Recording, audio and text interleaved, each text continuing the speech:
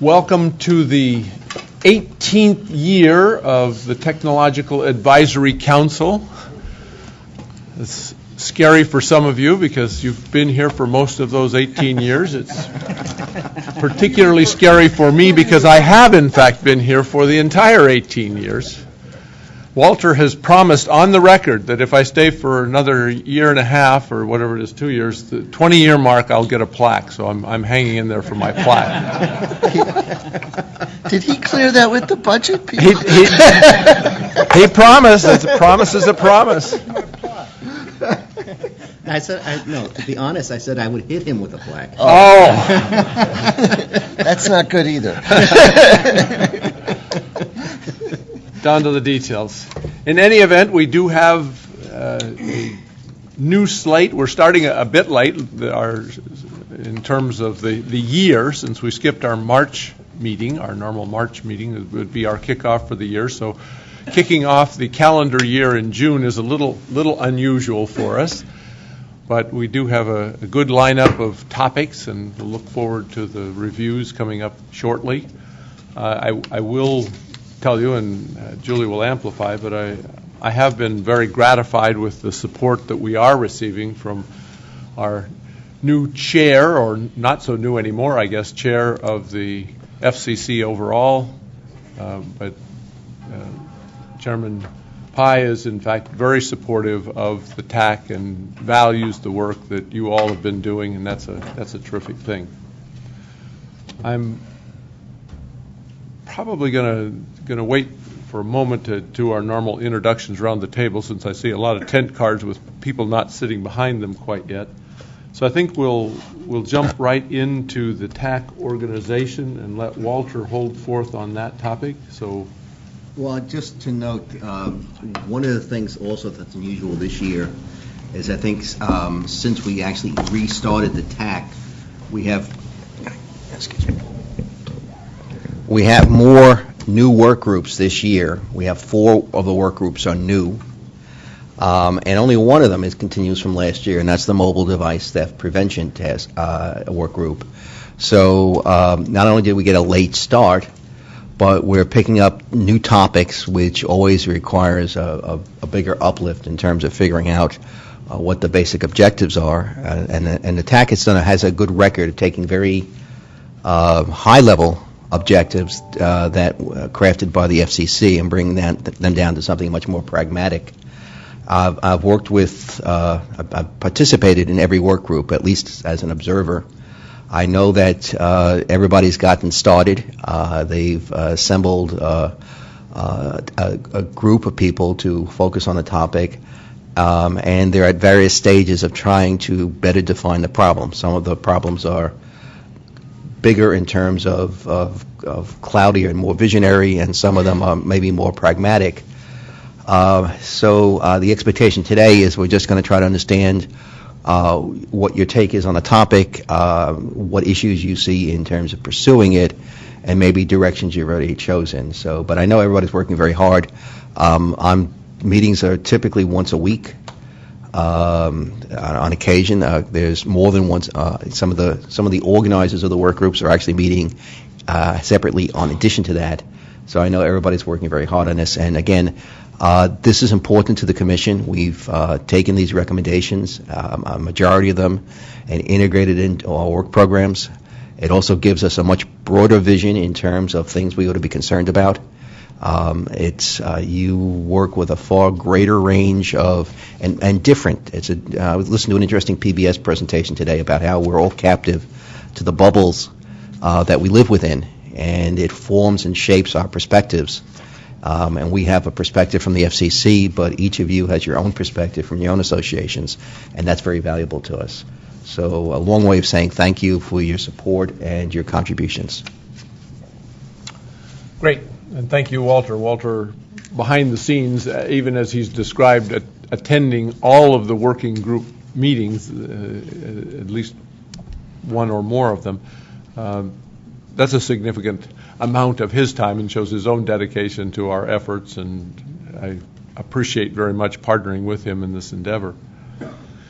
We have had a chance this year to review our 2016 actionable recommendations, the pinnacle of focus for us as a group is to get out the actionable recommendations, and that continues to be a great interest for our new chair of the FCC.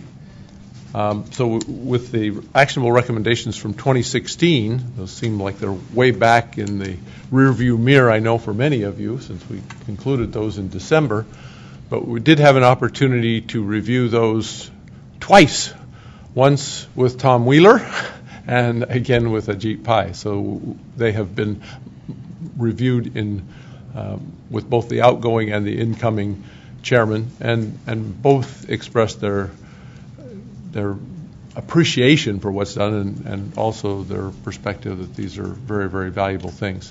So to double click on that and to talk in more detail and to serve as the voice for the FCC, let me turn things over to Julie to give us a perspective on where we stand with the actionable recommendations and other matters. Yeah, so thanks, Dennis. You know, I guess some of you may have noticed there was a transition in Washington. And actually, as these things go, I think, and particularly relative to the tech, things have been moving at what I would think of as lightning speed. It was less than a month's time after Ajit Pai became chairman of the FCC that he sent a letter of support to Dennis, and then we kind of spent a fair amount of time trying to develop the new work plans, which was happening in early March. Dennis and I and Walter met with the chairman and his staff in early May. This was really the first time he'd seen all of the actionable recommendations from the prior TAC and some of the leftovers we had from even the prior TAC. So we've spent a fair amount of time already trying to go through those recommendations. We distilled them down. Your count may vary by one or two, but I think we got it to roughly 15.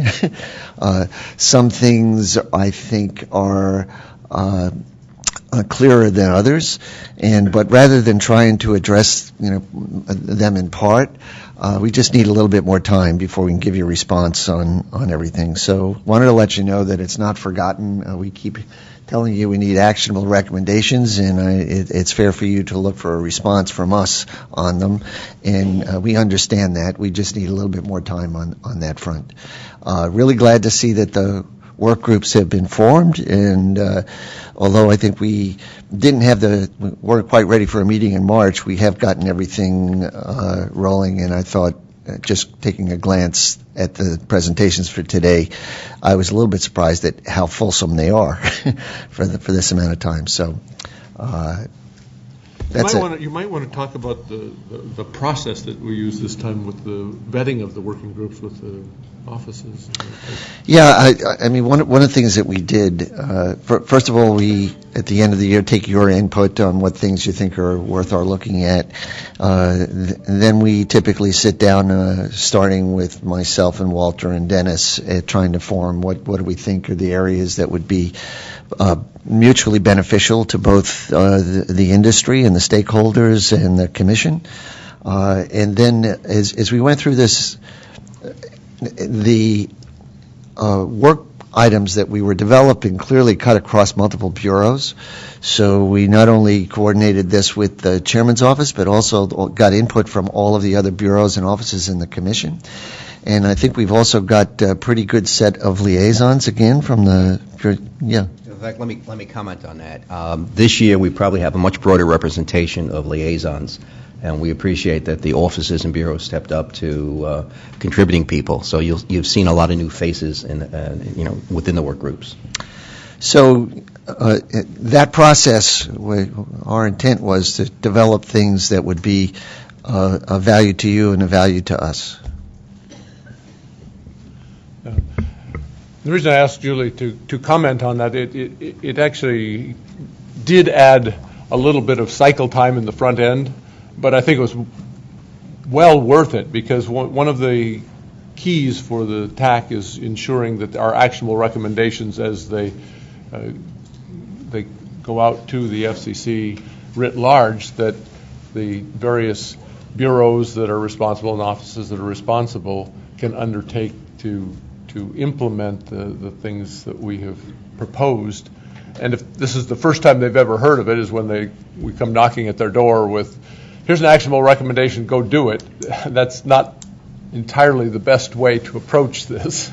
So having them more engaged up front with the process and with the selection of the working groups seemed like a really good idea, and it wasn't my idea, so I can compliment Julie and Walter on that.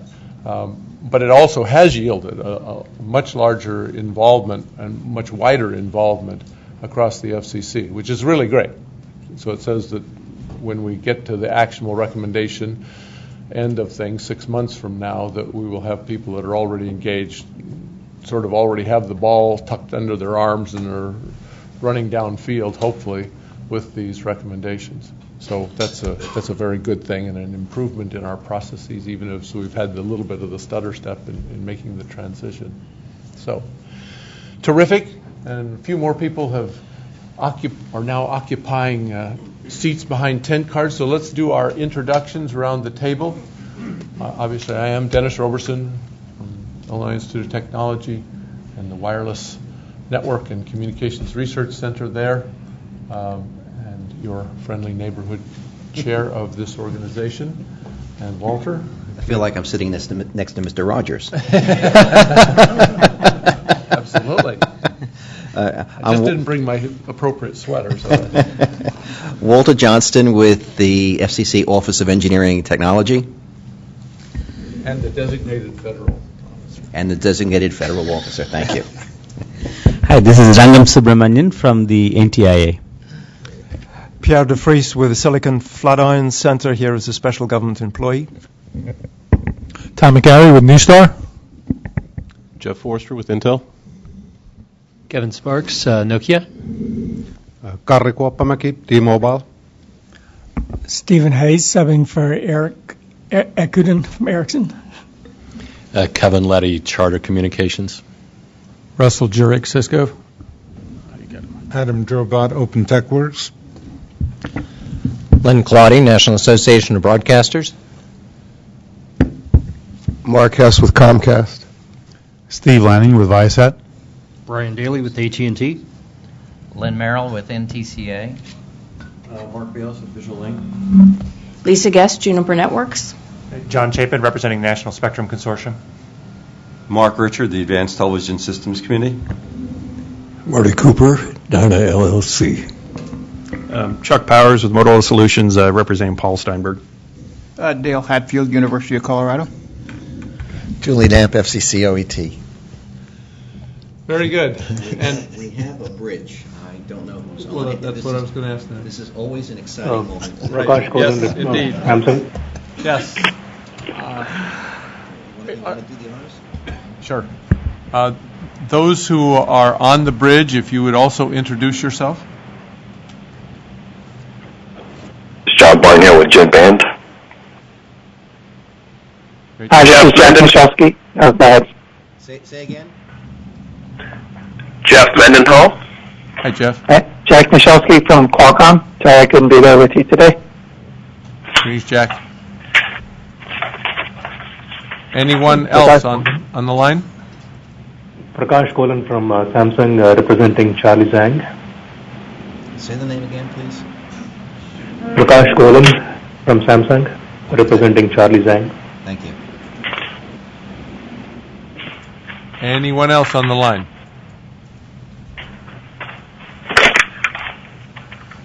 All right, I will totally embarrass one of our members, Dick Green. We have a new member today, Kevin Letty. Yeah. We'll get to that momentarily. Dick Green is one of our long-term members as well.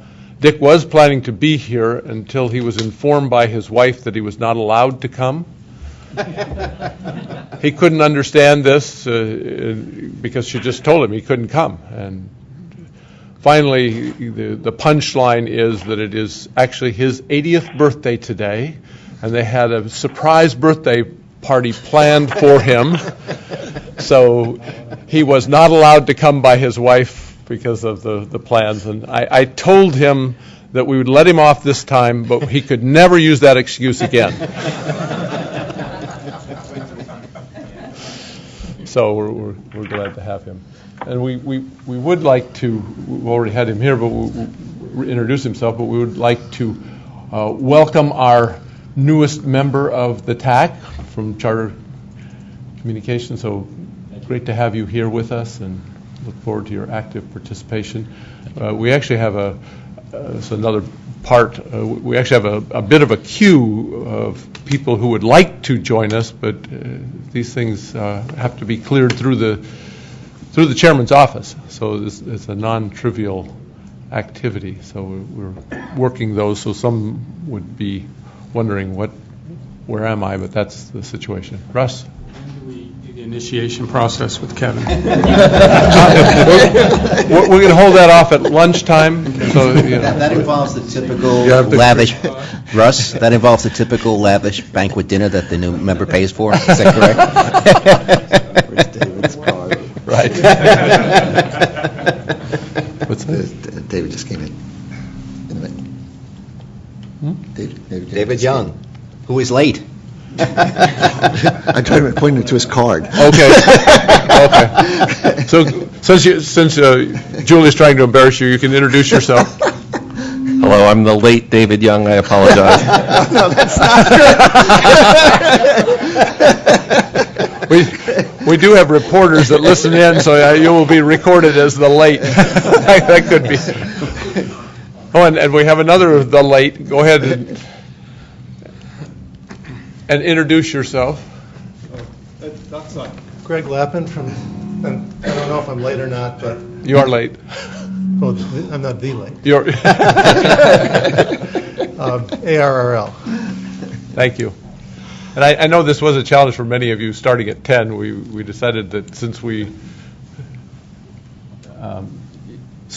are in the situation where we didn't have our March meeting, we expanded the time on this meeting. There was some question whether we would have enough to talk about to fill this extra time that we've allocated, but I think that will be the case. So, not wishing to delay further, let's jump directly in, and our recommendations for removing. No, the first group is the recommendation for removing obsolete or unnecessary technical rules, and Russ who is serving as the chair of that group, will hold forth.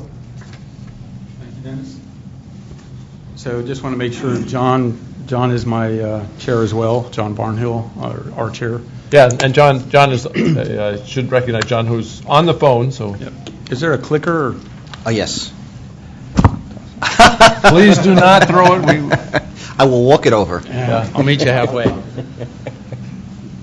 And those who are shorter term, our previous chair, Tom Wheeler, once took the clicker and threw it across the room, and he was instructed never, ever to do that again, nor anyone else. And so we have changed our protocol. We only have one in the entire FCC. Right.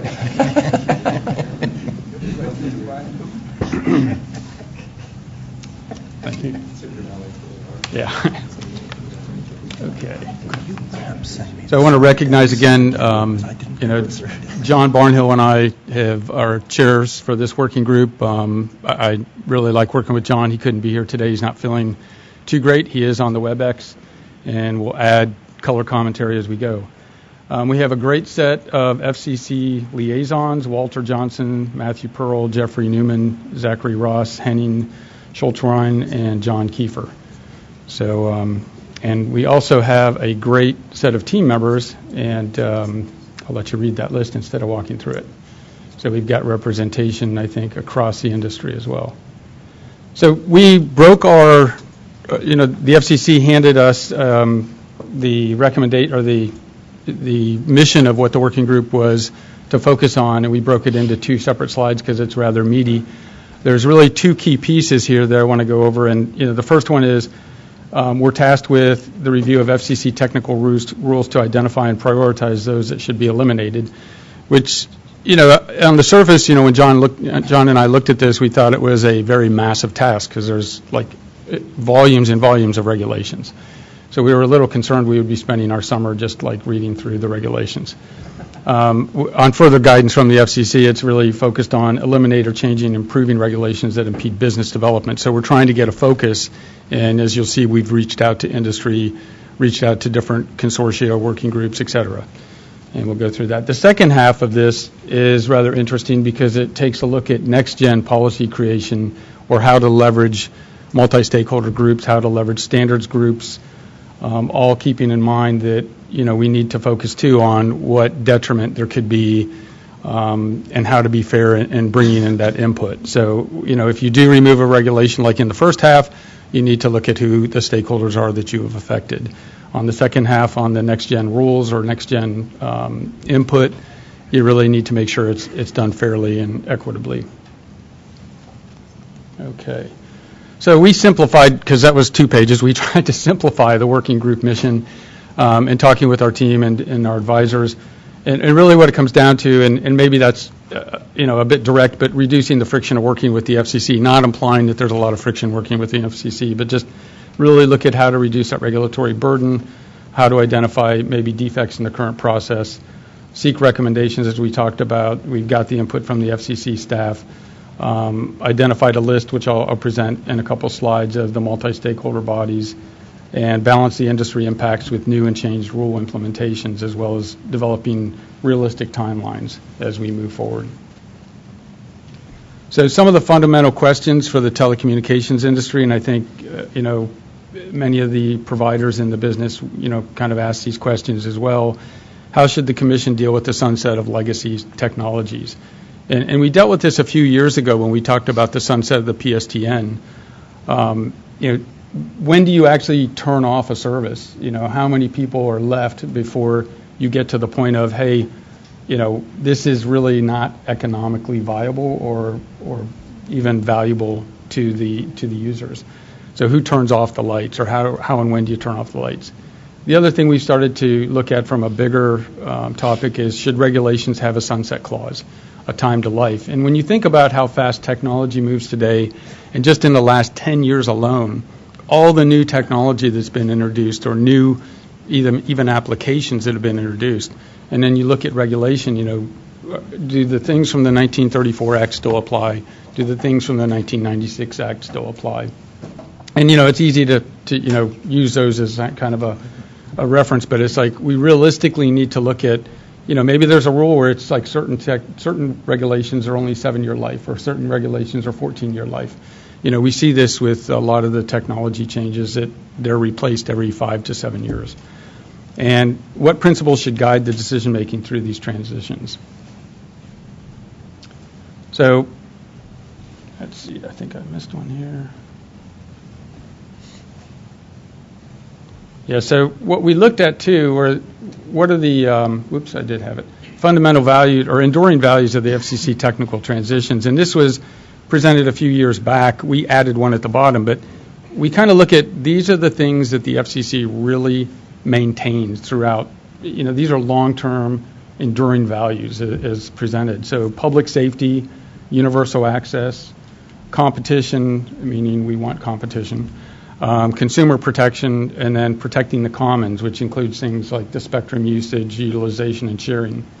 And, the bottom bullet, or the little line at the bottom of the slide, is rather critical, because how do you achieve these principles while promoting innovation and growth, which I think is a really key factor.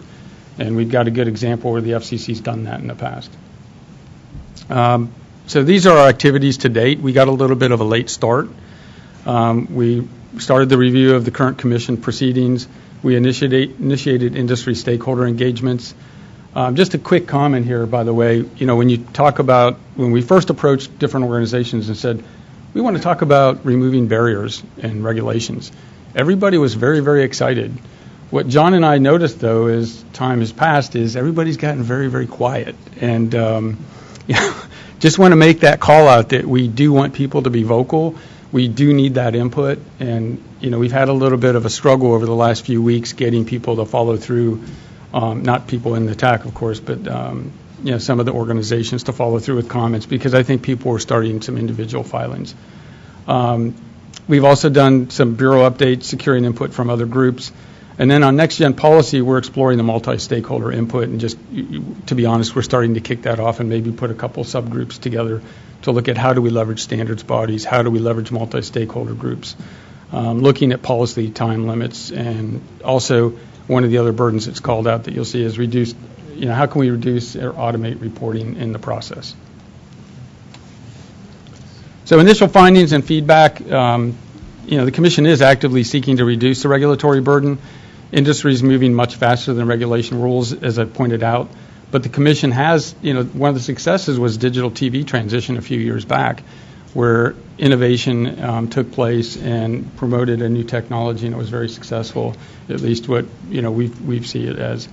Areas of concerns that have been brought up from some of the multi-stakeholder groups are the archaic rules, burdensome reporting requirements, lack of clarity on requirements and rule interpretations, pole attachment rules, and retransmission. I've listed these. It doesn't mean we're going to focus on all these as a group, though. Some of these are outside the scope of the TAC or are being addressed by other groups. So I just wanted to share, though, some of the initial feedback and findings.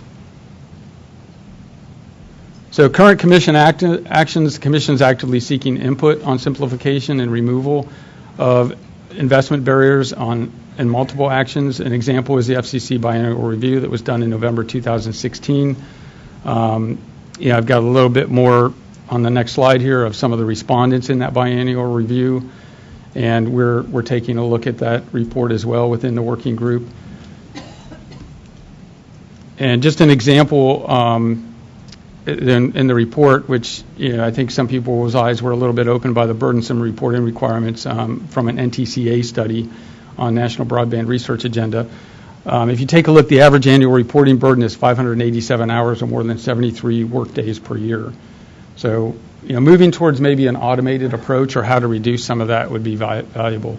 At the same point, when you look at it on the other side, this data is being used and is valuable to the FCC and to other stakeholders. So there has to be a balance of, how do you get the reporting and how do you do it with the least amount of impact.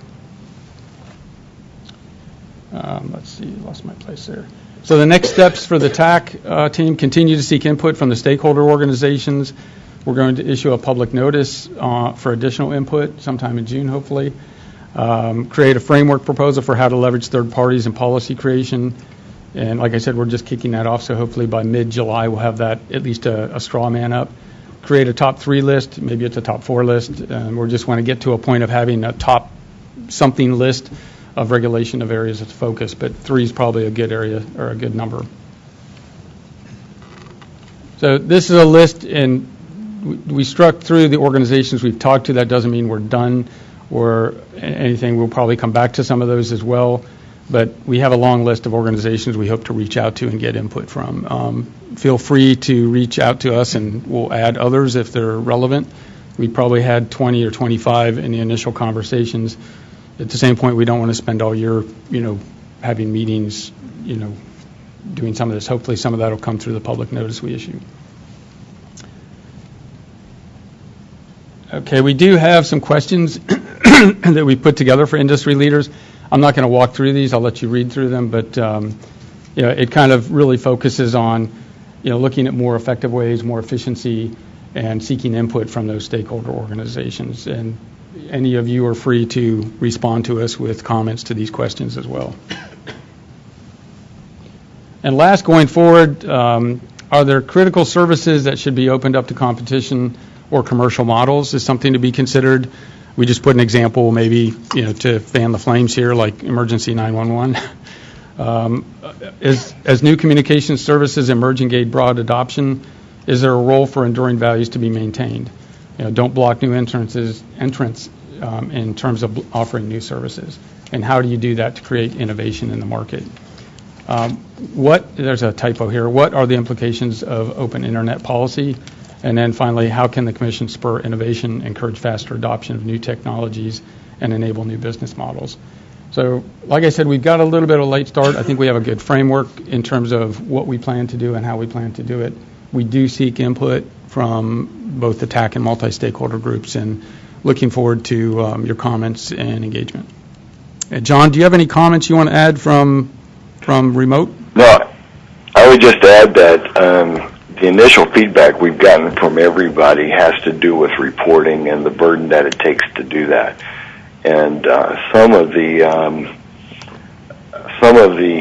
input has been around the whole area of separations, and to the extent that that's still required to be done, and the number of staff that it takes to comply with that.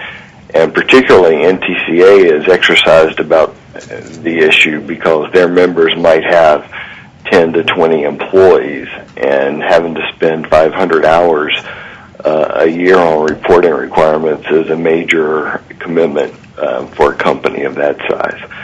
So I think some of the reporting stuff should be some of the initial things we looked at to see how it can be simplified. Yep.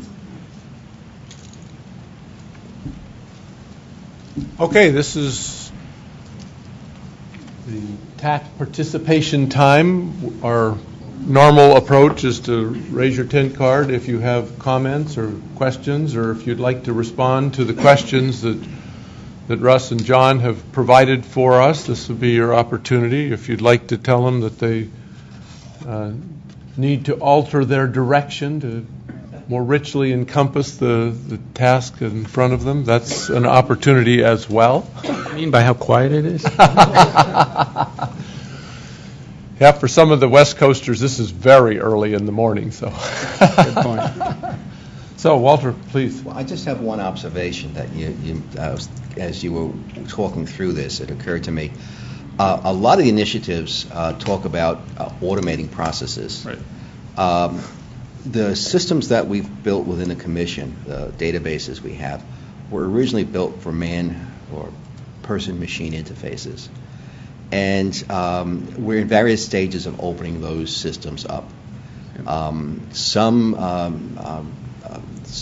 the organizations, I'm thinking Wireline, for example, which does 477 reporting, actually has a very active discussion going with communication companies in terms of what appropriate interfaces should exist to collect information.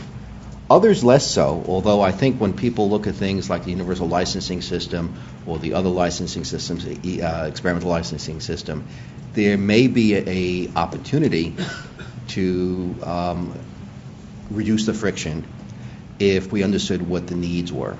So in terms of maybe the public notice or other venues, emphasizing look at where we are today with IT, look at the data that we maintain, and how could this data be made more accessible, either outbound or inbound, is something we should probably put out. Because personally, I manage one of these systems. We get very little input on how to change the system. We get lots and lots of questions about the system itself, how to work it, how to get data from it. But the data is structured, and it's still a terminal-based interface. There's an opportunity to ask broader questions in terms of what should it be as opposed to how to make it work as it is today. That's a good point. And as a equipment vendor representative, I would say it's probably an area where we can work with some of the providers even to help maybe automate that or create some of those reports, with the providers that could be automatically. But obviously the FCC databases would probably have to be updated to accept that, or the user interface links would have to be updated. Which, welcome to 2017. We would like to be in 2017. Yeah. Okay, we don't. Oh, we do. There we go. Lynn. Hey Russ. Something that just a comment to go ahead and bring up, and something for for the working group is, maybe another track to go ahead and look at is there a way for, and FCC is tied on its budget and where they are, but for an opportunity for the FCC to budget funding or something for someone from the FCC to go out and actually see what goes on as far as on these collections and how they're collected and things like that, so they can either maybe see a little bit more about what's involved in the process, what it takes, and then likewise for them to be able to see and to work toward the direction as far as correcting it themselves. I think if the FCC had an opportunity to get out in the field and see a little bit more of it, I think it might help on the front end as far as they're proposing new action items as far as for a future. Just a thought if there's a way to maybe interject that in our group. Yeah, I think it's a good idea. I don't know what the budget would look like or what that would take, but it sounds like you're advocating for, almost like a on-site survey or manual or whatever you want to call it, a engagement where the FCC staff is part of the process, in terms of a sort of a demonstration of what this looked like in reality.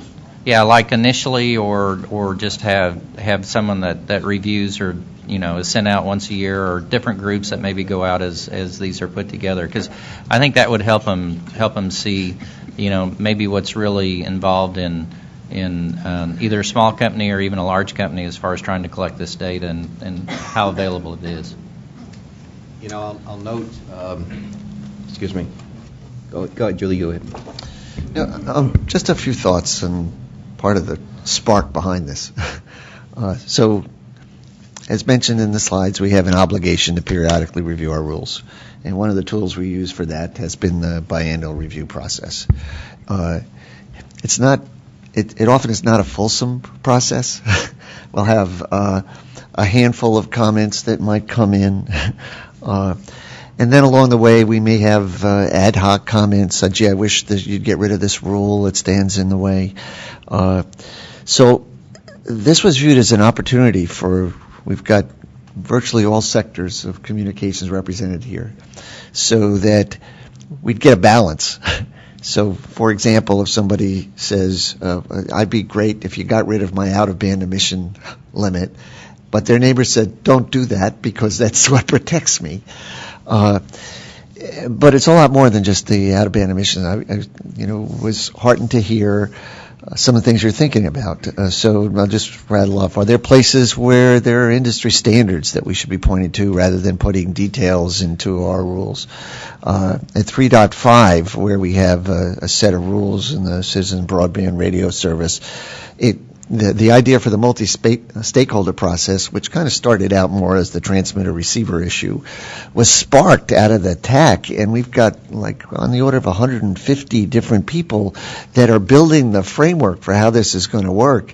And to try to have done that in the rules would have made no sense at all. So are there other places where multi-stakeholder processes are a way that we don't write everything into rules and there's freedom to build the framework that enables services to get started? Lack of clarity, try as we may when we write the rules. I know in my office, particularly through our equipment authorization program, people come up with new and innovative products, and then you're looking at the rule that you wrote 5 years ago and trying to figure out how do you apply it to this. And sometimes those questions, will lead you down a path of, well, we have to change the rule, or maybe we can just explain what the intent of the rule was. So we have a process out at our lab for what we call the knowledge database, where people ask questions, we'll put out a tentative answer and get feedback from the industry. Are there other places where that might make sense? And it be, where the lack of clarity in the rules becomes an impediment. So I think we're completely open-minded. This is a great opportunity, I think, across the industry to give us the kind of feedback and focus on it. So we're really looking forward to hearing from you as you develop the recommendations here. Great. Are there any?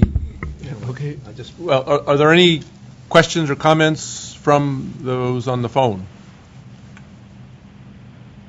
Hearing none, Walter, you have a few more comments? Yeah, I just want to get back to Lynn's comment. I don't know the practicality of it. It's a budget issue for us in a tight budget year.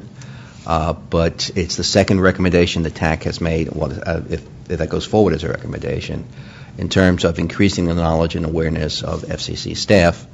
I will note, historically, since I go back to the Bell system, Bell system actually had a program, it was called OCAP, where their engineering staff was sent to the telephone companies to find out what a telephone company actually was and what their operations were. Mm-hmm.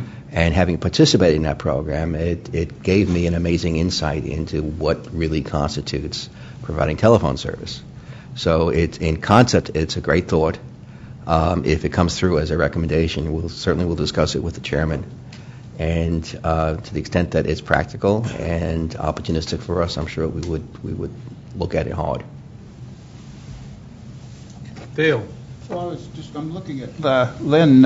It seems like at one time the broadcasters, I don't know what the legal situation, would charter a bus and take commission staff out to small radio stations and so forth to give them a closer view of what it took and what the issues were in running a broadcast station. I don't know if a model like that could work today. It seems like it might. Am I recalling correctly, Len, or maybe it was before your time too? It's a lot worse these days for but I think it's appreciated on both sides to get regulators out into the industry to see how people make their living and the things that they're regulating, because they look different on paper than they do in the real world sometimes. So it's a positive experience for everyone if you're able to commit the time and resources to do that. Great. See, Lynn, you really kicked off something here, so that's great. One more comment. Oh, okay. Can't see down here. Yeah. You guys in the corner. It's just the one thing to consider, maybe, again, using technology, would be more of a virtual OCAP, Walt. I know in a lot of the design thinking processes, which might be applicable here, a lot of times you'll just do videos of people doing their work. And that may be a way to collect. In fact, it may be the operators would be happy to go to the trouble of making a video of what they do, which would obviously be an efficient way or a budget-friendly way to accomplish this. Not quite the same as being there, but something to consider. Well, you could do one of these robots and you could just be, Exactly. actively engage. Okay, excellent. Thanks, everybody, for your feedback. And if you've got other comments, please reach out to us. And if you want to become active in the team, we'd be happy to have you. I was waiting for that. In fact, I was going to give you a hard recruiting time pitch. at lunch. Russ, for those of you not familiar, Russ is always recruiting for whatever team that he's involved in. So, the best team. Excellent. Maybe as we transition, we have two members who were not here when we made the rounds in doing the introductions. So who's next? If we could have David and go ahead. Jesse Russell from Inc. Networks. It's good to see you, Jesse. Hey, thanks, Dennis. Sorry for the delay. Traffic trouble today. Yeah, we understand. Yeah. Great. Jesse and David, great to have you. All right, moving on to our next working group, the Broadband Deployment Technical Challenges Working Group. And Adam, leading on, Nomi is the vacant chair. Yeah, Nomi's the vacant chair today, but I know you guys have been working well together, as you have in the past. So I think for our team, two people are missing, Marvin Serbu and Nomi. Okay. So can we bring up, the presentation? Okay, so this is the Broadband Deployment Technology Challenges Working Group. Let's see, okay. President, they always abbreviate it, so this is the BDTC working group. Okay. All right. Okay, so I think we did quite a few rounds with Walter in actually crafting a charter for the working group, and I'd say one of the purposes is to support the BDAC, which is the FCC's Broadband Deployment Advisory Committee. But the other is to really take a broad look at the communications industry, look at the various technologies that are available, and take a hard look at the rules and policies that may impede broadband deployment, and as usual, make some set of actionable recommendations. Okay. If I look at the composition of the group, I'm not going to go through the whole list. We have had Kevin Sparks join us. And I would say, as everybody else, we've had a fairly late start. So everything I'm talking about today is still in preparation and still needs some definition of depth. We have had 2 presentations so far. One from Stag Newman, who participated in the creation of the broadband plan, and then I would say a very insightful engagement with Blair Levin, who I think really gave us some very, very good pointers at this stage. Okay.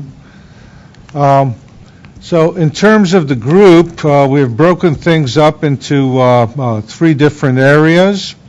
The first one is universal access, and that is to take a hard look at dealing with the hard problems of coverage in rural, sparsely populated and underserved areas.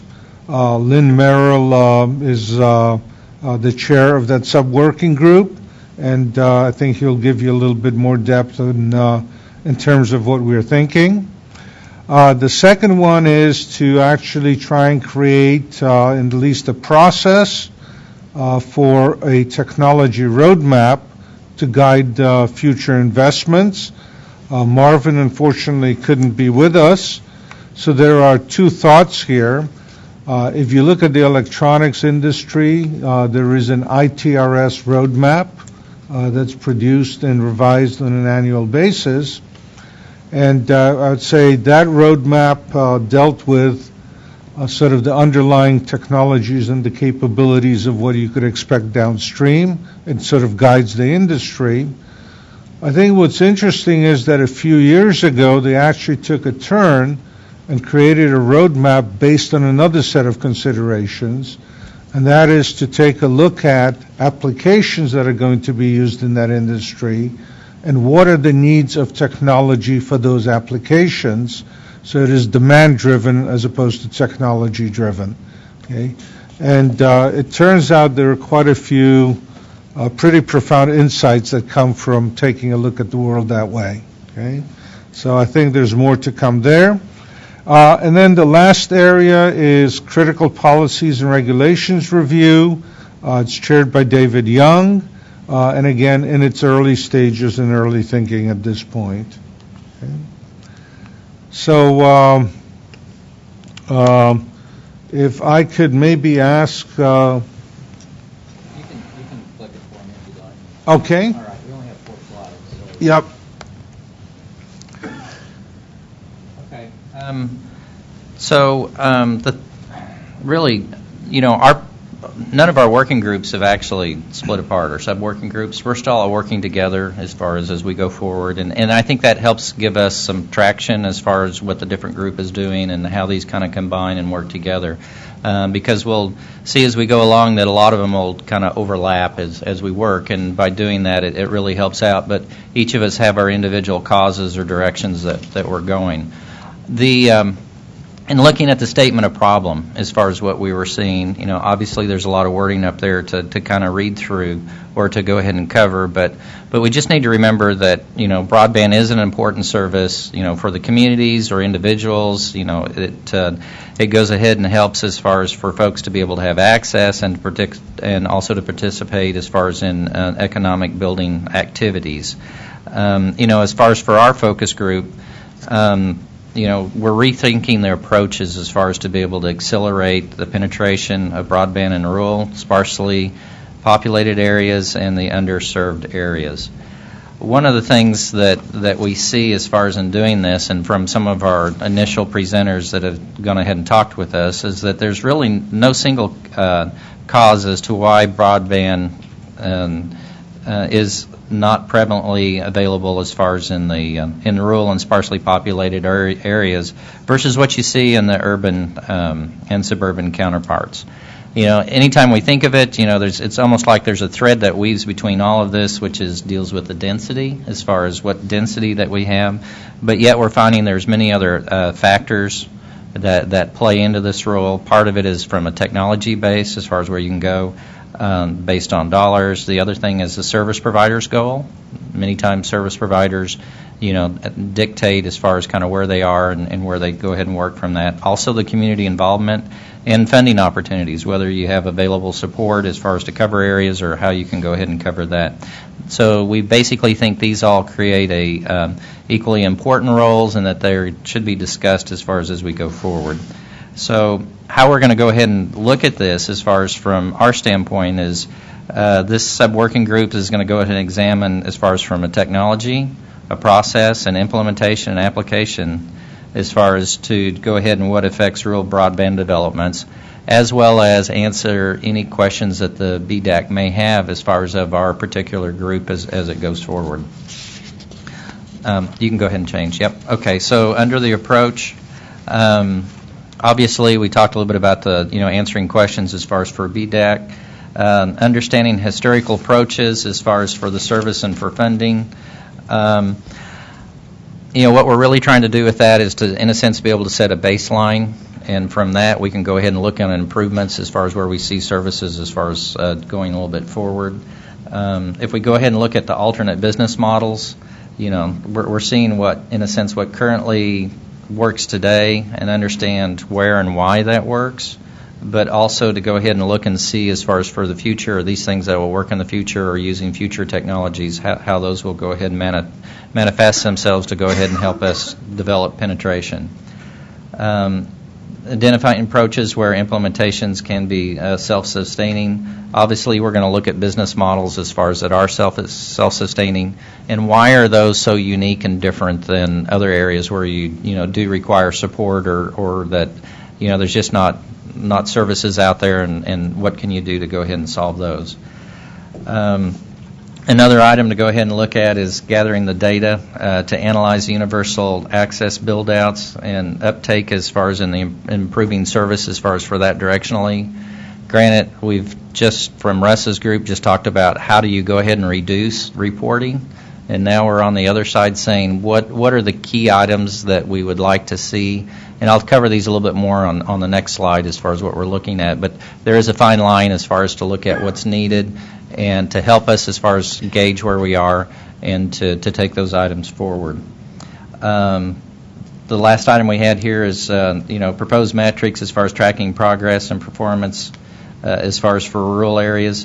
That's just to go ahead and say where do we see the different items today? How do we see what's important to go ahead and look at going forward? Are they available today? If they're not available today, what would it take to go ahead and get some of that information available? Next one is the expected work and product value. So when we look at it from a technology side, obviously, any changes that we see in existing technology, that's going to create a reduction as far as in the overall capital expenditures, or actually gives us an increase in rural coverage. With the help from Marvin's group, we'll be examining as far as the technology differentials. So what we're trying to say here is to go ahead and what does it take to we go ahead and are able to expand service as far as out another mile, in a particular area. Well, how does that really affect us and in the overall deployment as far as anything we look at as far as in the rural area? Likewise, if it's becomes cheaper to go ahead and less capital intensive as far as to go ahead and serve an area, or expense as far as for drops as far as in service, then how much farther in the network could you go ahead and expect to be able to build out? We just have to realize in looking at this, any small amount of incremental growth that we can see are huge gains in the rural area, because as you expand just a little bit, it's just not like a circle and you're looking at it. It's as that radius expands, your area can greatly increases as you expand that circle as far as size. It's not just a linear percentage. The other thing is from a standpoint of looking at new technologies, if we think of 5 years, what's going to be out there? How can it go ahead and impact us? Whether we're looking at something from the wireless technology, some sort of drops that would be less expensive to go ahead and place, any type of new construction development, things like that. All those will go ahead and enter into that. When we think of the processes as far as for that, like we said, we'll review the alternate business models, capital investment, and then long-term economic values for broadband, and that'll be looked at as far as from a density standpoint. So, you can consider it as far as twofold. You look at density, and then you look at value to the business. So we're going to examine as far as how do openly traded companies, how do they provide broadband service, where do they provide, the small-owned companies, what we see from them, maybe the cooperatives or community-owned facilities, what each of those do and what marketplaces do they really fit in. And that'll all kind of maybe, if we can find all this data, we'll go ahead and break itself out as far as from a density size as far as what we think we might see. The other things to look at is we've heard and see that there are some jointly owned, operated as far as service providers with power companies or community-involved networks as far as building initiatives as far as what they do, whether they build it themselves and operate it or if they have somebody help operate it for them, or from countywide developments and then power cooperatives or cable TV systems. We're going to have all those come in and just give us a little brief discussions as far as on those to go ahead and take us forward. And once we have some items from those, that'll allow us to figure out where they fit in this model as far as we're trying to put this together. If we think of from the implementation side, that's those key matrix that we're talking about as far as for, identifying the breakout of the technologies, where it serves and where it doesn't work, and then, is there data that's available today, and if not, what would it take to be able to find it and to be able to move that forward. So by looking at the density, that we're going to be looking at by technology, providers type, local involvement, and support, dealing with USF support and other items.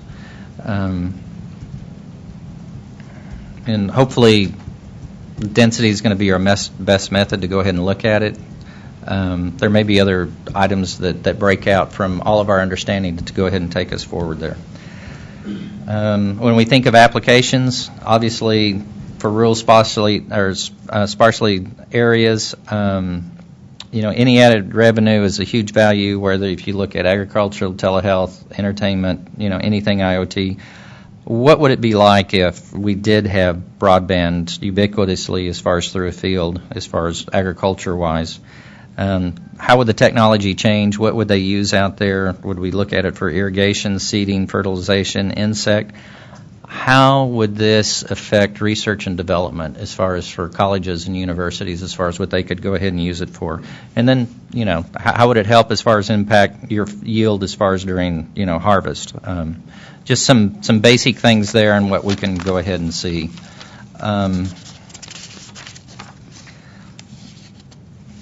Our last thing is hopefully where we're going to be heading as far as in nature of actionable recommendations.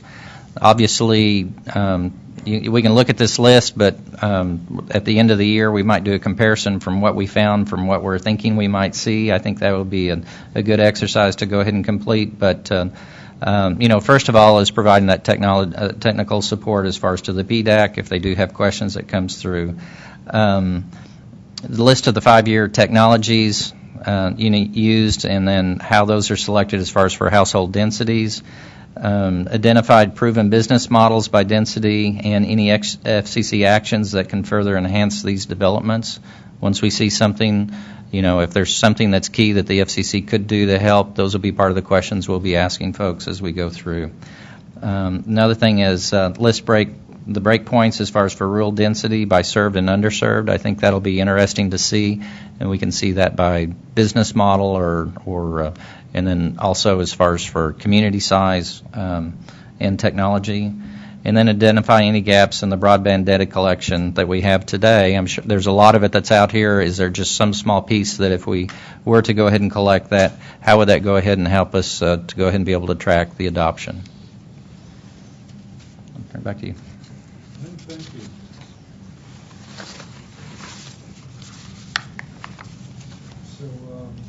I think the next two items, which is the technology roadmap and the policy and regulatory review, I'd say we've probably had less chance to actually go into those in depth in our meeting so far. So there are a few preliminary thoughts in the least. So if I look at the statement of the problem for broadband technology roadmap, the first is that the technologies are evolving rapidly. At the same time, economically viable broadband solutions that fit a given locale vary very significantly, and that the roadmaps are a way of capturing and vetting information that is useful in investment decisions and in selecting solutions for particular areas. Our approach is to liaison with the BDAC for any technical questions related to technology options, and then to review and gather the material on technologies for broadband, usage patterns, experiences and metrics, and the likely evolution paths for existing and emerging technologies. I would say, this is work in progress. Really haven't gotten much further than that. I think we're waiting for Marvin to get off of things that have been preoccupying him, and I'm told the 23rd of June is when he'll be available. So, okay, and I expect more progress then. Okay, for the critical policies and regulations review, David Young provided a few preliminary thoughts, but again, it's something that we're just starting to discuss. So, David, if you'd like to say a couple of words. Sure. So, the sub-working group is focused on policies, laws, or regulations at the federal, state, or local level that, often were established for purposes that have nothing to do with broadband necessarily, but that may be acting as impediments to broadband infrastructure deployment. And so, we're going to, again, the approach we're going to take to addressing this is similar to the other sub-working groups, and that's providing acting as a resource for the BDAC. But then we also want to just examine these laws, regulations, or policies that may directly or indirectly inhibit broadband infrastructure deployment. And then if we go to the next slide, so I think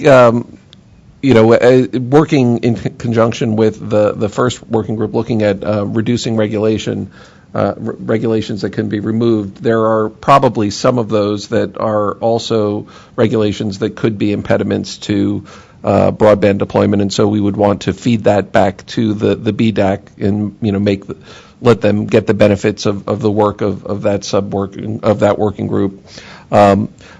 We don't want to duplicate the effort of the BDAC, whose whole purpose is to examine these roadblocks and impediments to broadband deployment. But we want to try to find things that may not be in the area that they're looking at. Regulations or laws that may not be directly related to broadband, but that can be having that negative effect. And if we are able to identify some of those, we would look at the original purpose of that law or regulation, and see if we can recommend ways of achieving the intention of that regulation, the result of the purpose of that regulation, without the harmful side effects that we think are acting as an impediment to broadband. So very preliminary at this point, but that's the direction that we're looking to go. So, David, I would say probably worthwhile adding one more comment to this, and that is, from the discussions we've had so far, there is considerable difficulty, not just sort of at the FCC level, but really at the local level of what it takes to put in infrastructure, get it permitted, and the costs associated with that. Okay? And I think the interesting thing in the discussion with Blair Levin was maybe creating some mechanisms where you don't have to do that community by community, but possibly do it on a regional basis, essentially. Okay? So I think with that, we're underway, and a lot to be done yet. Okay. Great. And Russ is already up with his tent card, so jump in, Russ. Great work, Team Noel. Yeah, David, clearly we'd like to work with you on any of the federal ones. I'm kind of curious how you're going to be able to deal with some of the local. I've done a lot of work in broadband in different states, and it's like the local regulations can be, I mean, very, very varied and throttling, I guess, as Adam says. So good luck on that, but I'm just kind of curious if you have a plan for how you go about looking at all the different local regulations. No, not really. And to my point originally, we don't want to duplicate what's being done on the BDAC itself, where they actually have representatives from local governments, from entities that are operating on the local level. They have working groups, or I'm not sure exactly what the nomenclature they use is, but focused on local regulations, on state model state codes, removing these barriers to regulation. So they're going to be working through all of these things with a very diverse set of people who are going to be able to provide much more detailed and specific. Now, I don't know if there's some way that we can get, the benefit of that work and be able to see some of what they're collecting and producing, because that would obviously. We actually have scheduled. I hope we actually schedule a monthly meeting with the BDAC folks. Mm-hmm. So we have some exchange of information and knowledge of what's going on. Okay. Yeah. And a forum for them to actually ask for specific things from us. I've got 2 questions for Lynn.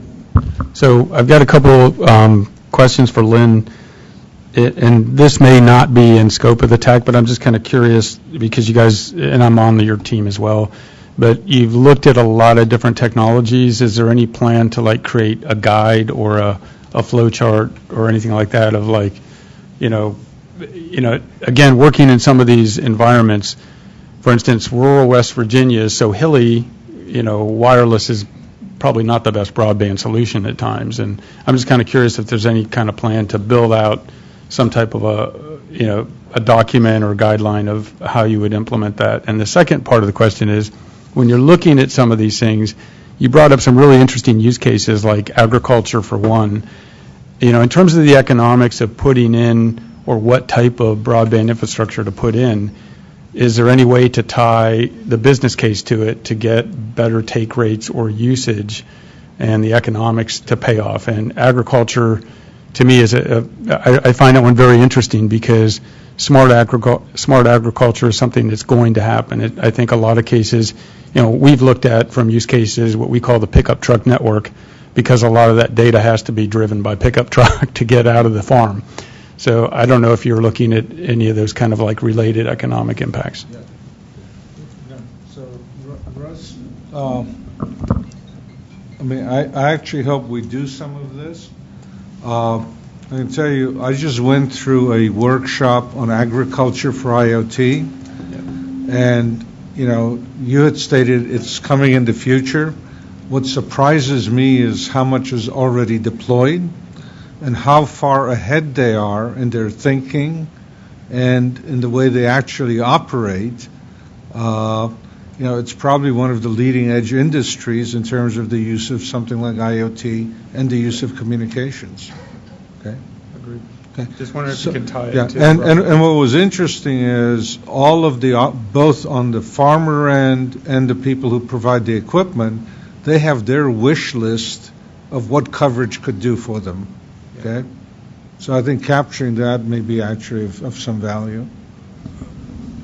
So I'll go ahead and add to that to go ahead and help out. Kind of the answer to part of your first question is we're still working through the overlay as far as the different sub-working groups, and I know Marvin's probably going to go ahead and look at this in detail, but you think of it from the different technologies to look at, whether you're looking at the LEO satellite, the wireless, the wireline, the WISP, all those different technologies and kind of where they are and, where we see, wireless drop as far as in the future and some other activities that might be in these particular areas. I think those are all going to be mapped, and it might be, to me, it would work very well to to go ahead and have them in some sort of table form and kind of listed, once we're done, to be able to say, these work well as far as in these particular areas, these seem to have some issues and are less, are more economically challenged as far as when you see these from these other areas. One of the things that we're going to try to do in all of our discussions with folks is to go ahead and have someone, maybe have the different companies come in and speak, but maybe have something like an economist or the technologist that comes in, and then particularly as far as in the either when we talk about telehealth or education, and then also and then entertainment, and then again agriculture. As far as where we see all those, as far as for what I'm going to say revenue side, as far as dealing with that, and obviously. We've got a long ways to go, and it's not like it's a easy nut to crack. And can't wait for your involvement, Russ.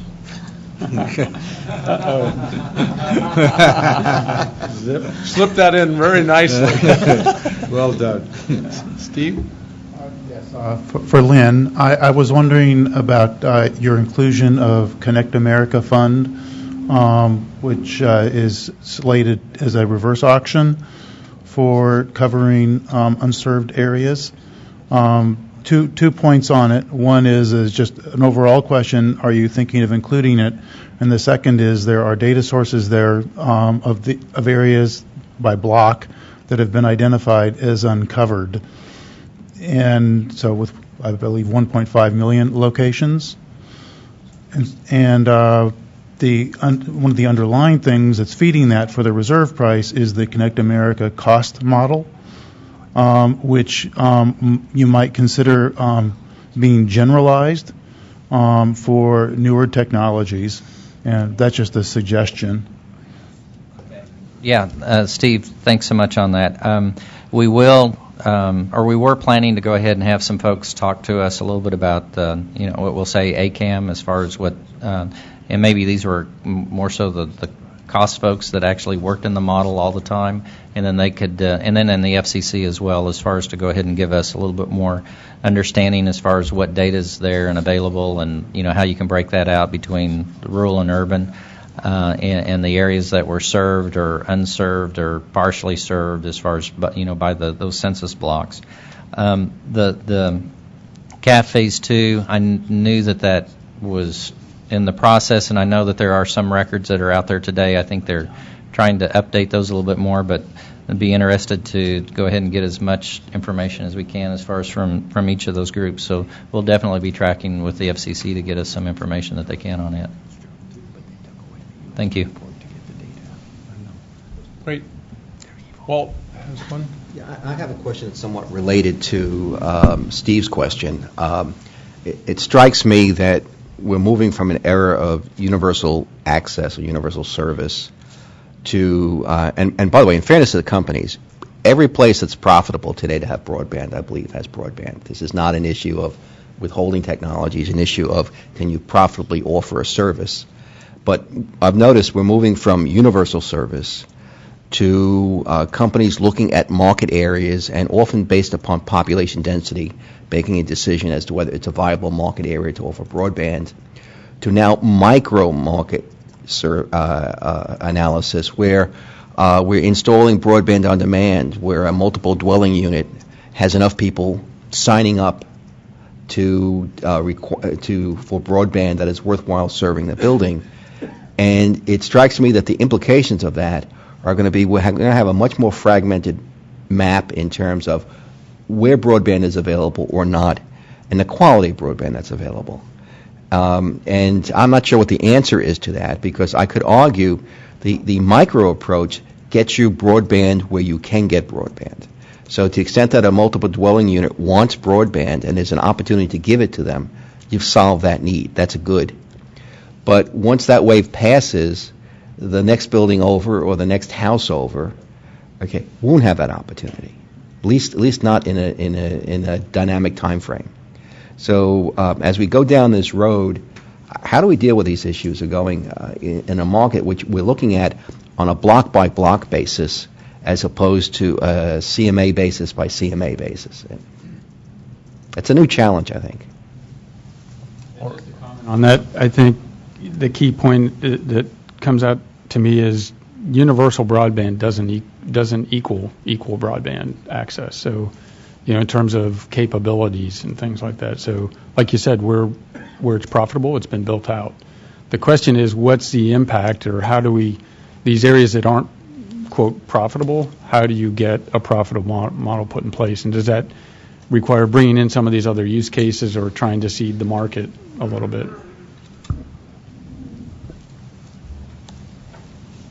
Jesse. I think Lynn had a comment. You want to follow up? I'm sorry. So Walter and Russ, very good points as far as on this, and I think another thing that we run into when I see the discussion on this, and I've heard of and seen some examples of this, and we're going to have these groups come in and talk too, is that like on a countywide basis, a county will go ahead and determine that they have so much funding that they're going to put toward broadband, and then they jointly work with a company and they input money themselves, and then they choose the areas they're going to go ahead and serve.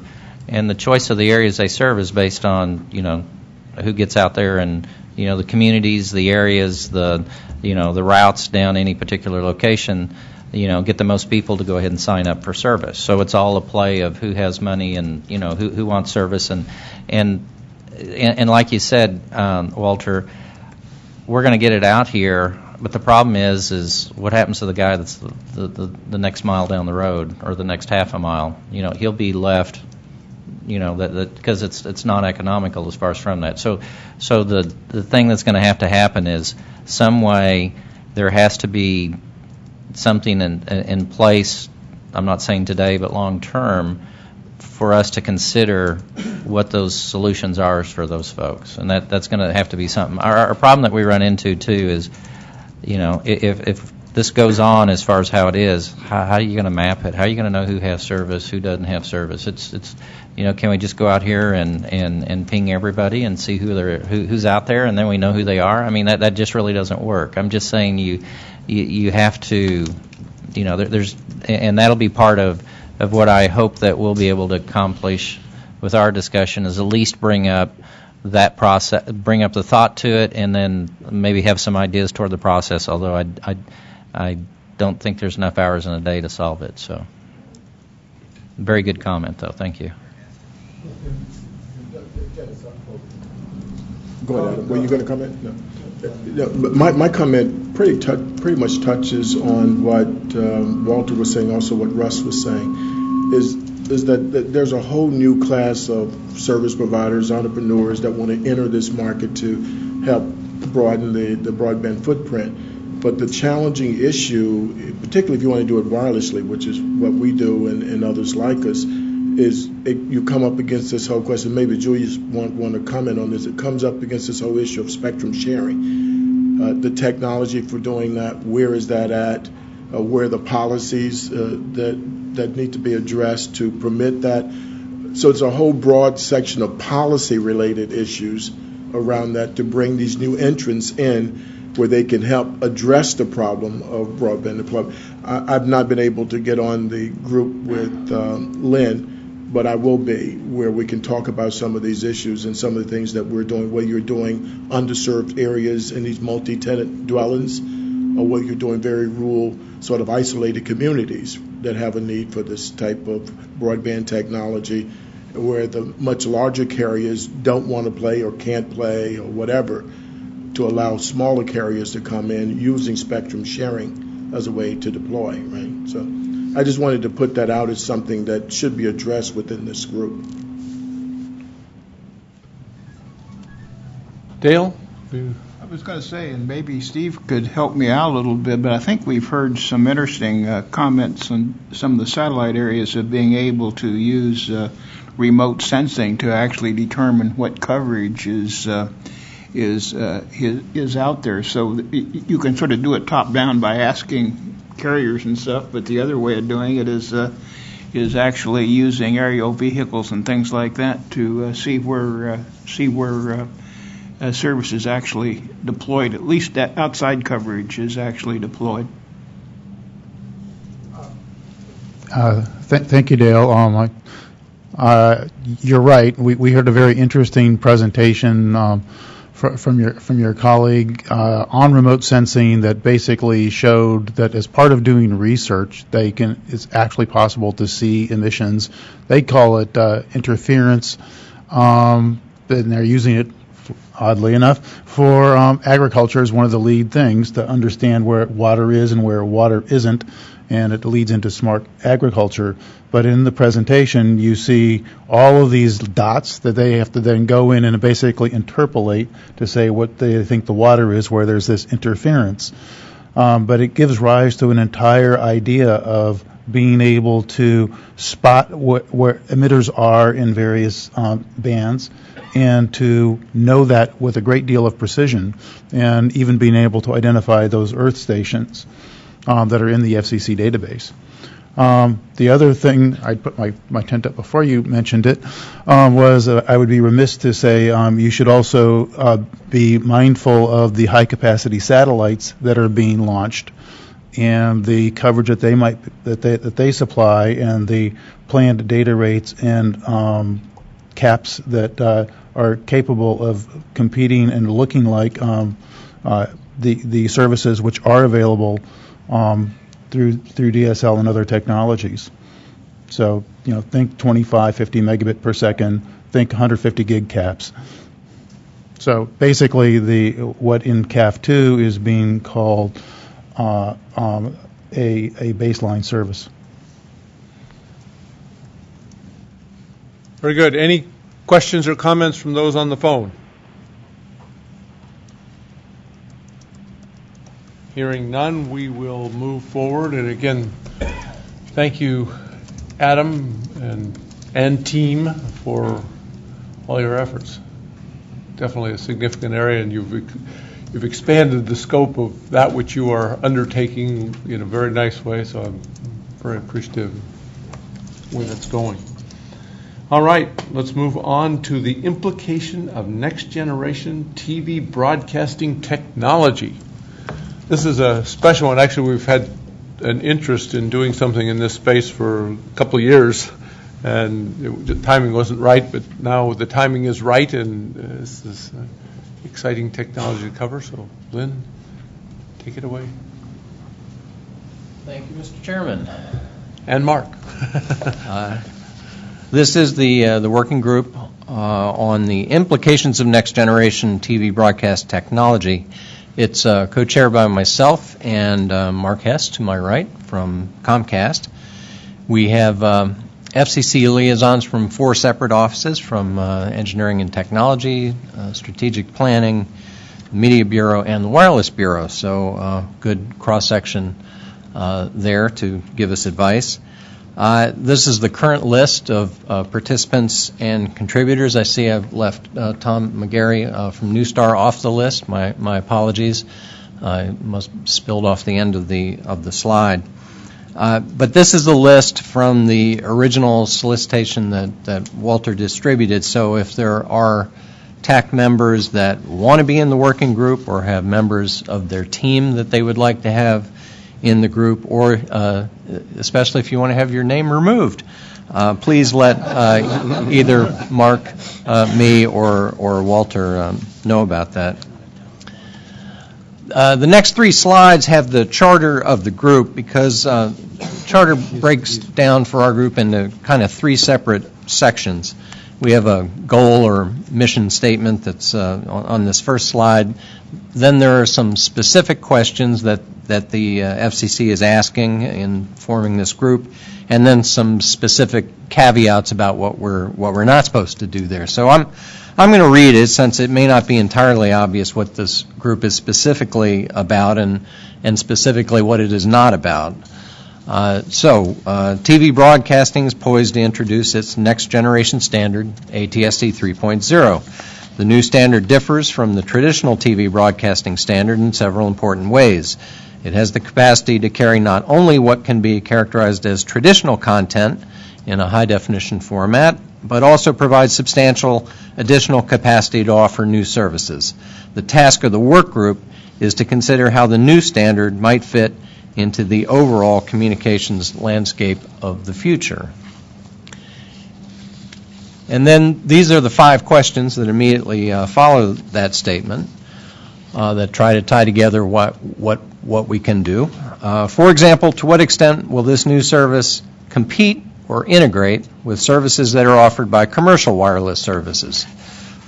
Number 2, to what extent might the implementation of ATSC 3.0 raise issues such as expanded deployment of distributed transmission systems that could face issues such as tower siting? Number 3, what are the ways that ATSC 3.0 is likely to be deployed that could intersect with other communication facilities and devices, such as the use of gateways that could rely on Wi-Fi to distribute multiple video signals throughout a dwelling? Number 4, if a gateway and Wi-Fi were used, how would they interplay with wireless routers used for other services in the same dwelling? And number 5, what other synergies or interfaces might exist between broadcast data services and commercial wireless services? And then we have the caveat at the end. The intention is specifically not to address the topics raised in the Commission's planned rulemaking to facilitate ATSC 3.0, but rather to look ahead to how implementation may impact the future of communications generally. And that's a good thing. Actually, reply comments in the Notice of Proposed Rulemaking on ATSC 3.0 are due today here at the Commission, so hopefully nothing we say here will interfere with that proceeding or any others. We've had... Yes, consistent with the FACA requirements. Thank you, Mr. Chair. We have had several meetings of the group beginning in mid-April. The first 2 were pretty organizational in nature, and then we started having some technology tutorials on the 2 subjects that are included in our charter, namely a tutorial on ATSC 3.0 technology as the next generation of television broadcasting. And then we decided to look at what's considered to be the next generation of wireless technology, generically named 5G at this point. So what we have done, what we thought would be of interest, and we hope you agree it'll be of interest, is that we've selected a subset of the slides from those 2 tutorials to show you today. So as we go through our process of essentially trying to find areas of overlaps, synergies, or areas of convergence, we wanted, and taking into account the questions that are posed by the FCC Charter, that there might be some insights in those slides that would help us get started with that and set a baseline for this group as to the progress we've made and why. So I'm going to present the ATSC 3.0 slides, and then Mark Hess will present the 5G slides, and then we'll talk about next steps for the group and entertain discussion and questions. So that's the plan for the next few minutes. The tutorial we had on ATSC 3.0 came from Richard Chernock at Triveni Digital. Rich is the chairman of ATSC's Technology Group 3, and that's the standards formulating technology group that has developed what is the ATSC 3.0 suite of standards. So to be clear, these are his slides, but they're adapted to the FCC design template. Elevator pitch on ATSC 3.0 is basically a list of, it's better than what we have now for broadcasting, as you might expect. As an overall, trying to quantify the goal. So you have higher data capacity, flexible spectrum use, higher physical layer robustness, future extensibility, mobile handheld support, hybrid broadcast and broadband delivery, advanced compression, immersive audio, ultra HD video, interactivity, personalization, potential for new business models, and a path to the future of broadcasting. So of all that long list of things, we wanted to explore just a few of those in more depth that would have some impact with the wireless broadband world, especially when it comes to spectrum. So with Spectrum and ATSC 3.0, you're talking about primarily the physical layer, which is the foundation of the new standard. And within that physical layer, unlike the current system, data streams can be organized in what are called different physical layer pipes. And each one of those pipes can have a different set of transmission parameters and a different set of modulation and coding, such that you can have these different pipes with varying degrees of robustness. And as they have varying degrees of robustness, they also have then the attendant varying degrees of data capacity. In other words, the more robust the coding, the lower the data rate that you can get through that robust pipe. And you can have multiple ones of those. So that's one tool at the physical level of the ATSC 3.0 standard that is kind of fundamental. Another is layer division multiplexing. This is a spectrum overlay technology where you can have multiple signals that are essentially separable from each other by cancellation, by signal cancellation. In the case of ATSC 3.0, there are two layers defined, one which is an ultra-robust core layer and then a higher data rate enhanced layer. So the core layer is well suited to being able to meet portable, mobile, indoor reception environments at lower resolution, at perhaps high definition or lower resolutions, while the enhanced layer is more geared for a 4K Ultra HD or multiple high definition fixed reception applications. So an example of one way that you would use physical layer pipes and layer division multiplexing together is an application where you had a Ultra HD source, a 4K so-called source, and you break that down into a base layer and an enhanced layer, and then run that through a scalable HEVC encoder. And then those two signals are carried either in separate physical layer pipes or in different layer division multiplexing layers.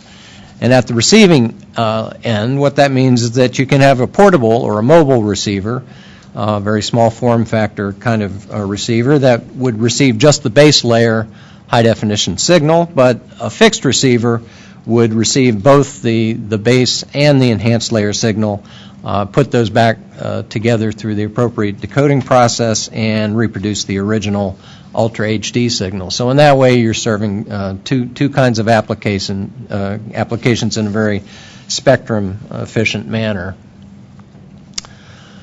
Another technology that is enabled in ATSC 3.0 is the use of single frequency networks, and that's as opposed to the typical conventional single high tower, high power transmission facility that is emblematic of broadcasting today.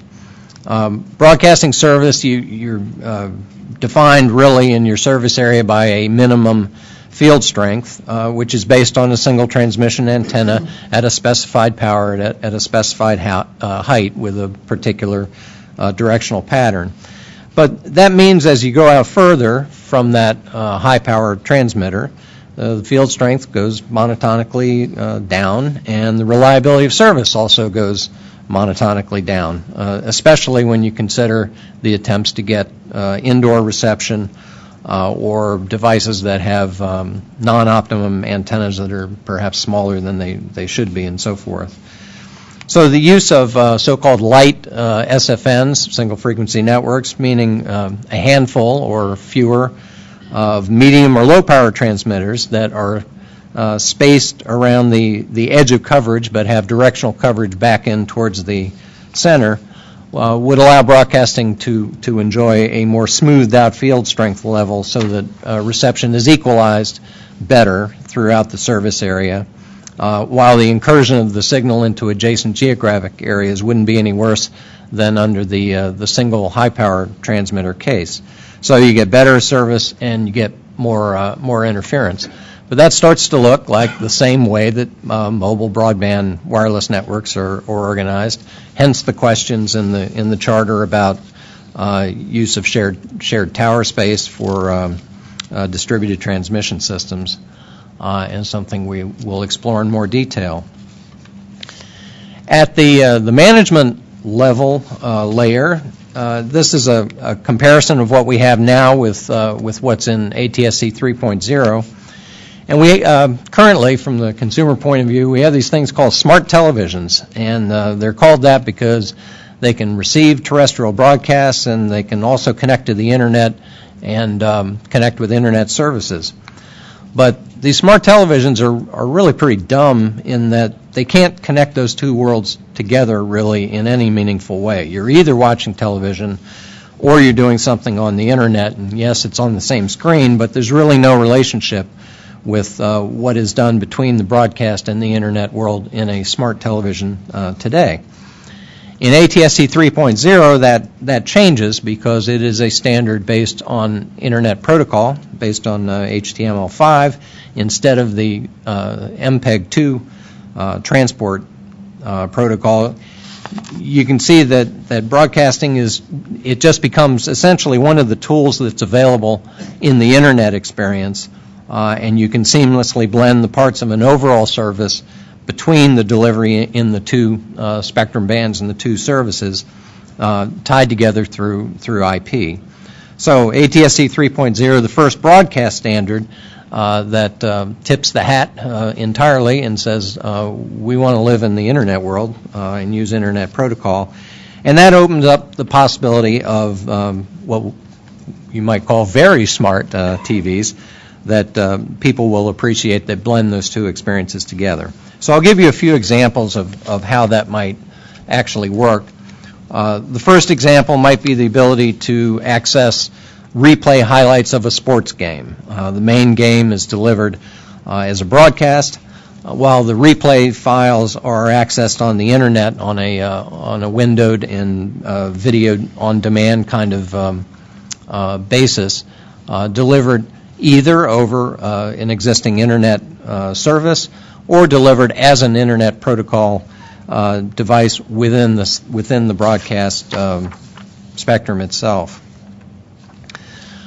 Another example might be a companion screen application whereby you have the same underlying content but audio description of some kind or an alternative commentary or perhaps a second language is streamed to an app on a phone or a tablet and then synchronized with the main broadcast without having to take up broadcast spectrum resources to do that and deliver that via a internet service provider. And of course, one of the basic differences in what we have now in ATSC 3.0 is how graphics and texts and pictures are handled today. Today, they're just burned into the video at the production end. It's just part of the picture. Everybody gets the same thing, and that is generically worlds away from having a system that has a graphics plane where you can add and subtract elements and have different content for different viewers or insert different ads on a dynamic basis and do all kinds of personalized graphics or audio in some way, which sounds a lot like what you do on the internet. As well, because this is the FCC and we're a regulated industry and public interest is always at the top of the list, one of the enhanced public interest capabilities that's worth mentioning about this new standard is the capability for advancements in emergency alerting. We as broadcasters, of course, participate in the emergency alert service, as do other services, but ATSC 3.0 provides a system framework to do a lot more with extended text descriptions or to be able to import graphics of things like evacuation routes or radar maps or videos on demand with storm tracking narrations or things of that nature. In addition, there are hooks in the standard that can be used at a device to actually wake it up from a dormant state, a quasi-off state, so that you can turn that device on when there is an emergency, but you weren't specifically watching television at that point. So generally, an ATSC 3.0 service overall is, at any point in time, a collection of program blocks or components, some of which may be audio or video or closed captions or apps or anything else. And the components that make up that service can be delivered either in the committed broadcast spectrum that is associated with a television channel, or in broadband spectrum and combined and synchronized at the receiver on a dynamic basis. So this is very much aimed at the convergence of broadcast and broadband in a serious way, and it is all tied together through Internet Protocol as the common element. Just as a point of where we're at, ATSC 3.0, as I mentioned, is not a single standard. It's actually about 20 standards in a suite, and each is on its own timeline being developed and approved in the standards process within the Standards Development Organization, ATSC. Most of those standards are finalized, and virtually all of them are now at least the stage of what's called a candidate standard. And a candidate standard is a stable document, but it is a complete document, but it is also an explicit call for implementation so that the documentation can be confirmed to be adequate for constructing a functional working system. So that kind of gives you the layout of where the basic standards are. So again, this is an elevator pitch summary noting that transition will be an interesting process since ATSC 3.0 is not backwards compatible with the current broadcast transmission standard. But it is a standard that looks forward to what consumers want in the future and what they desire now in other services. And it supports viability of new business models to keep broadcasters in business while keeping consumers happy, and the flexibility to adapt over time and accommodate future improvements. So with that, I'm going to turn over the remote to Mark Hess, and he'll talk about the summary of 5G wireless broadband technology, the tutorial that the group has received, and its likely path towards implementation. So, Mark. Okay. So, glad to be here. Lynn has shown me the ropes since he's already been a co-chair of these before. I'm kind of brand new to the whole tack here, so I feel like I've had double greatness thrust upon me, but at least I'm in good company and being helped. So we did, Lisa Hobbs is on the group from Ericsson, and we did kind of go to her to say, hey, could we get an education around 5G? Obviously, the communication landscape of the future portion of our charge, 5G is coming. 5G is, I think the standard will be completed about the 2020 time frame, and that's probably when we'll see some of the first deployments of that by carriers. So definitely this ATSC 3.0 and 5G is really the landscape of the future. So we thought it'd be good to get us educated. So we're going to use Ericsson's slide, I'll emphasize that as well, to educate you all as well. I'm going to ruin the name. Hassam Hamini was the PhD from Ericsson. I think that's close enough for government work, as they say. But he did a great job for us, and so I'll thank him for that as well. Well, hit the laser there. That was not a good thing. There we go. These are, this is somebody else's research. It's Ericsson's research. I mean, so I'm not going to dwell on it that much, except for I think it is kind of obvious to anybody that's in the video business that the world, if you have one of these devices, and I just looked that I could be watching the Comey thing on this right now. If you had one of those devices, I know, exactly. This is much more scintillating, by the way, I'm saying. But if you had one of those devices, you can certainly start to watch video on it. In being a wired service ourselves at Comcast, well over 50% of the usage, data usage is actually video. So there's no surprise there. No surprise also that, people are now watching things when they want to watch them in an on-demand fashion. I'm sure most of you have binged through Netflix, and so that whole idea of being, whatever device I'm conveniently in front of and whatever time I want to watch something is the way the world's moving. So, I don't think, whoever's research, 50% might be high, might be low. I'm not going to worry about that.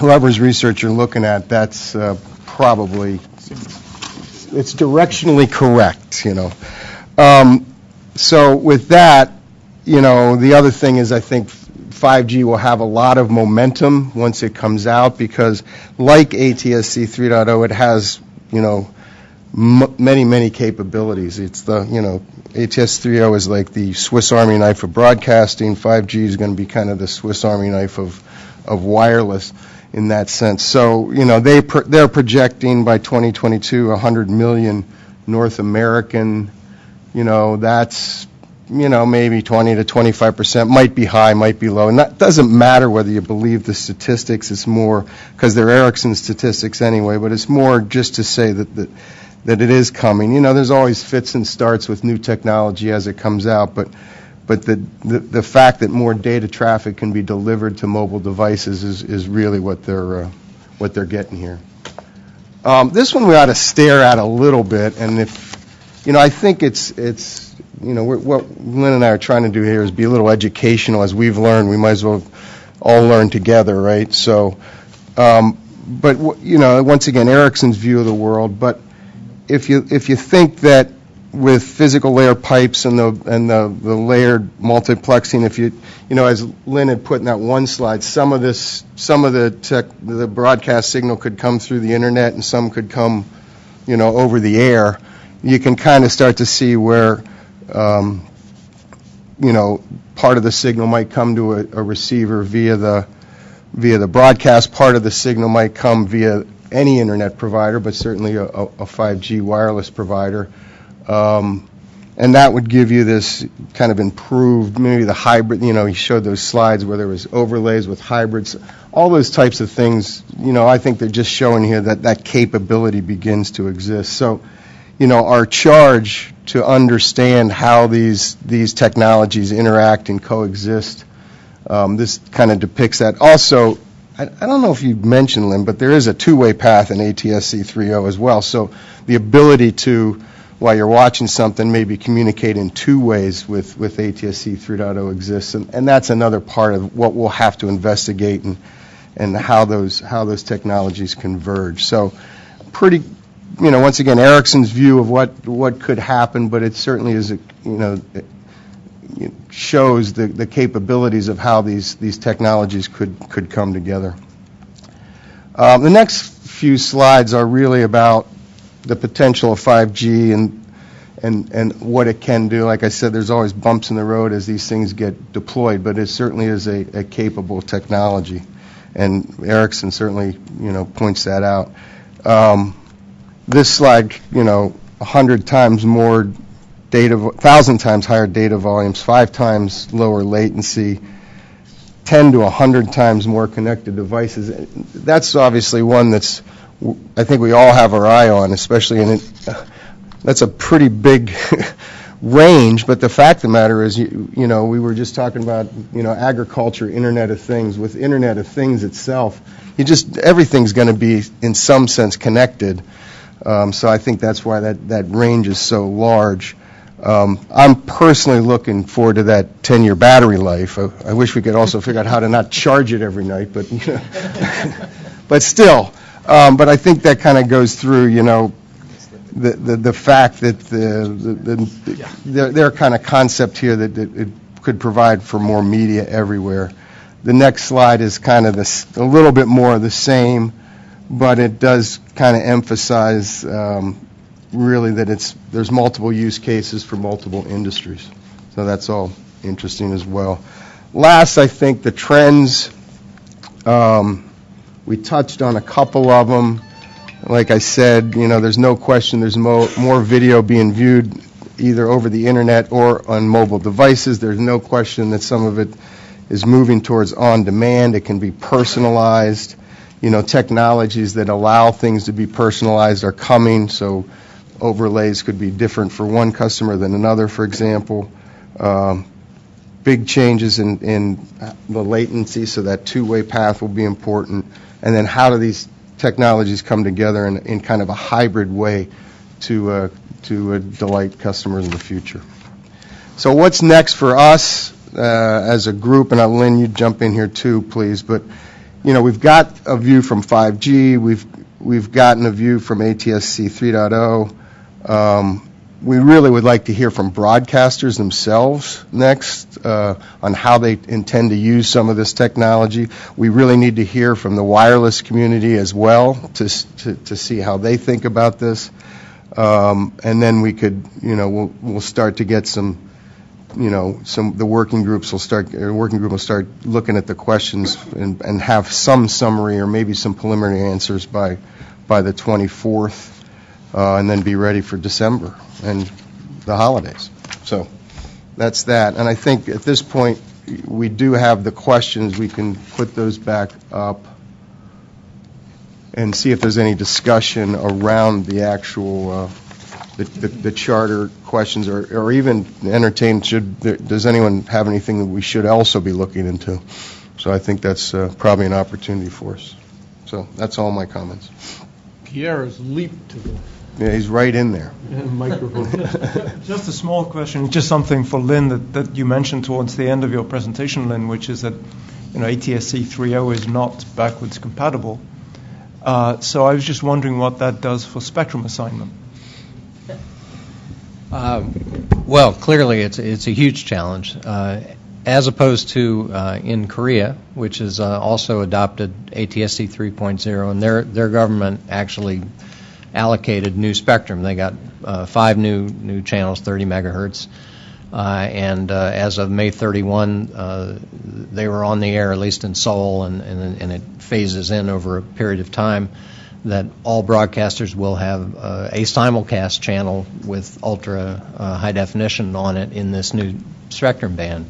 And that is the same model by which the digital television transition took place in the United States, where there was simulcasting of analog and digital, and then analog was taken away, and now we have the digital broadcast service.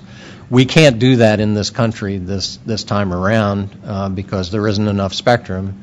In fact, there's less spectrum than ever as a result of the incentive broadcast auction, which has reallocated some of the television broadcast band to mobile broadband. So all that means is that simulcasting, not much of an option, although if there are vacant broadcast channels, there's a request to say, well, could we use those for ATSC 3.0? Of course, the unlicensed industry is interested in using those vacant channels. And others. So that's an open question. But generally, what it means is that broadcasters will need to do forms of channel sharing, which is a configuration and an allowable business relationship that was opened up by the FCC in the incentive auction, such that broadcasters will channel share on towers that have just ATSC 1.0 on them, and if enough of them do that to get off their existing, to clear up a channel or 2 or 3 in a metropolitan area, then that could be used also for ATSC 3.0. The transition is as part of the current proceeding of the authorizing the use of ATSC 3.0, because there's no point in authorizing a standard if you don't have a way to actually implement it. So those ideas are floating around, and there are a number of approaches to them. So channel sharing is one of them. Vacant channels is another. The question of can you flash cut? If there were receivers out there, would some entities want to just switch from to the new standard? So there are a bunch of ways to do it. None of them are easy. None of them are as easy as the simulcast approach that the industry and government are familiar with. But we just have to be more creative. So stay tuned. Kevin. My questions are kind of around the mobile device end of this. Will you be looking at the impact on mobile devices and I guess reaching out to the kind of mobile device ecosystems to see what their likely adoption of receivers for ATSC 3.0 will be? I'm just wondering if you're looking at the mobile device angle of this, because it sounds like a lot of these use cases would be ones that would require device support. Yeah, absolutely. You have to do that. Several ways to reach mobile devices with ATSC 3.0. One is directly to convince mobile device manufacturers and carriers to include a TV tuner in their device and receive ATSC 3.0 directly. That may not be likely at the outset, just because of business concerns. May be possible, but maybe not. A more likely launch scenario would be to have a gateway device in a home or in a car that receives the over-the-air transmission and translates that into a Wi-Fi signal or something that the mobile device inherently deals with every day for video. And since it's IP, it's an easier kind of signal to get into that mobile device. But that brings up the question of if you're using a gateway in everybody's home and people want to use their Wi-Fi for other things, and of course broadcasting is on 24/7 and video is a bandwidth gobbler, what's the impact on the people that make wireless routers to augment their wired internet service? And is this a separate gateway or a combined gateway with that provided by the internet service provider? All those are open questions. But one way or another, mobile devices are certainly a target for broadcasting, just as they are for mobile broadband, because people are looking at video on their phones. So, right, exactly. Well, and a related but maybe simpler question is the expectation that with 3.0 the broadcast model would still be a ad-supported, or is there an idea that there might be subscriptions involved with once it progresses to the level of device ecosystems support? Well, the FCC, of course, that's the baseline for that, and typically has required, or currently requires, at least one free video program service of standard definition quality or better. And that's likely to be the case. That's what's proposed for ATSC 3.0.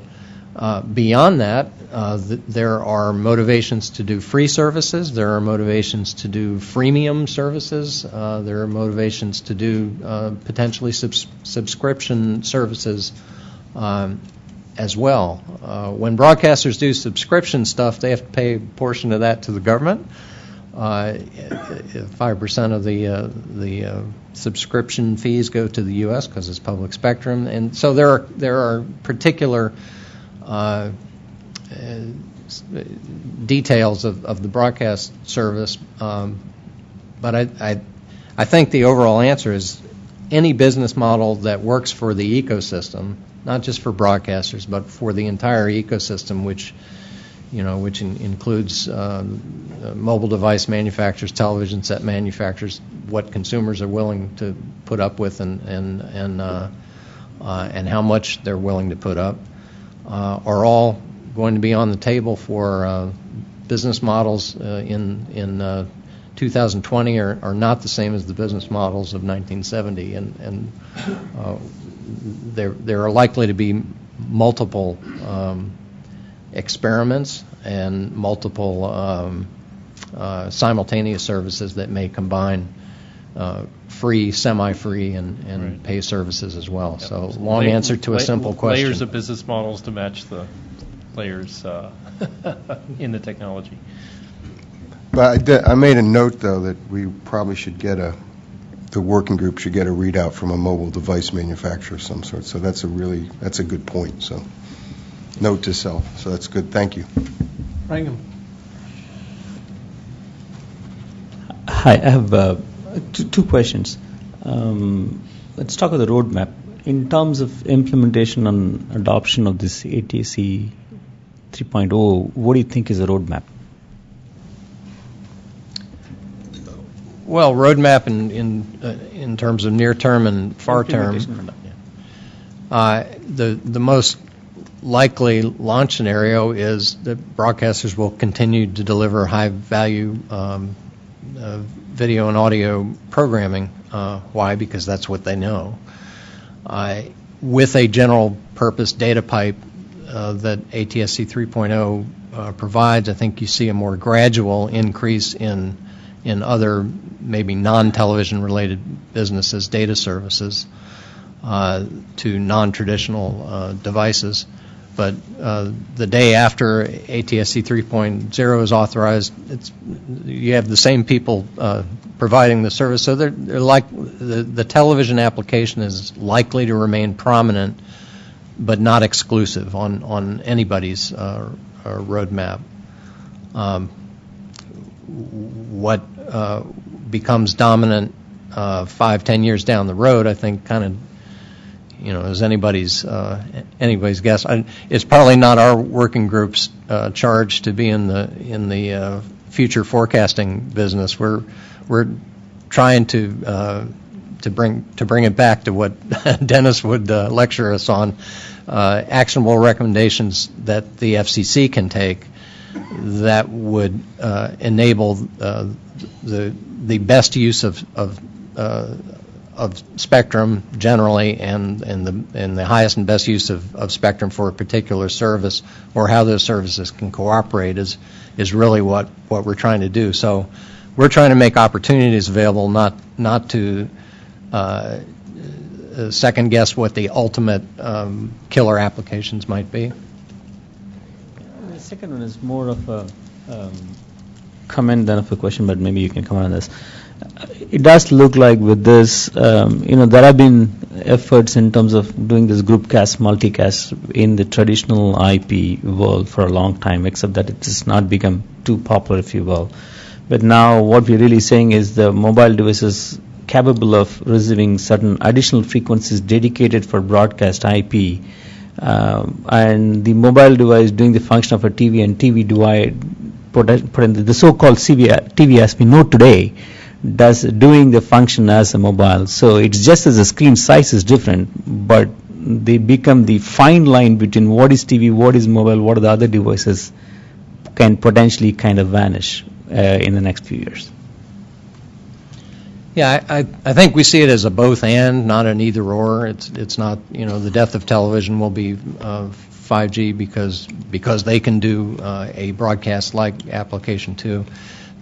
These services are likely to coexist, and the best way they could coexist would be to have a seamless blending between them, at least from the consumer point of view, so that you could get the advantages of the reserved bandwidth of broadcast system with the opportunistic bandwidth available on internet, and create a service that uses the spectrum in both services in the best way that spectrum could be exploited.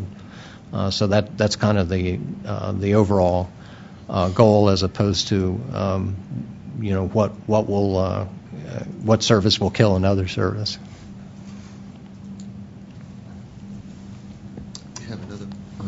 Yeah. No, Greg, go ahead. Question for both of you, but Lynn, you're talking about spectrum and broadcast. what's the role of cable television with ATSC3? I guess I should answer that. Yeah, why did you take the mic, Mark? The role of cable television is probably the same role it always has now. It delivers, signals, broadcaster signals. So, it's yet to be seen. The marketplace is just kind of beginning, so it's hard to say. But at some point in time, we'll want to carry ATSC 3.0 signals, just like now we carry ATSC 1.0 signals. So we're a delivery mechanism in terms of the video. That might be an overly simplistic answer, but I try to oversimplify stuff. So is there a follow-up to that, or does that answer your question? Or Just a short follow-up, because Lynn espoused all the wonderful interactions between internet and broadcast.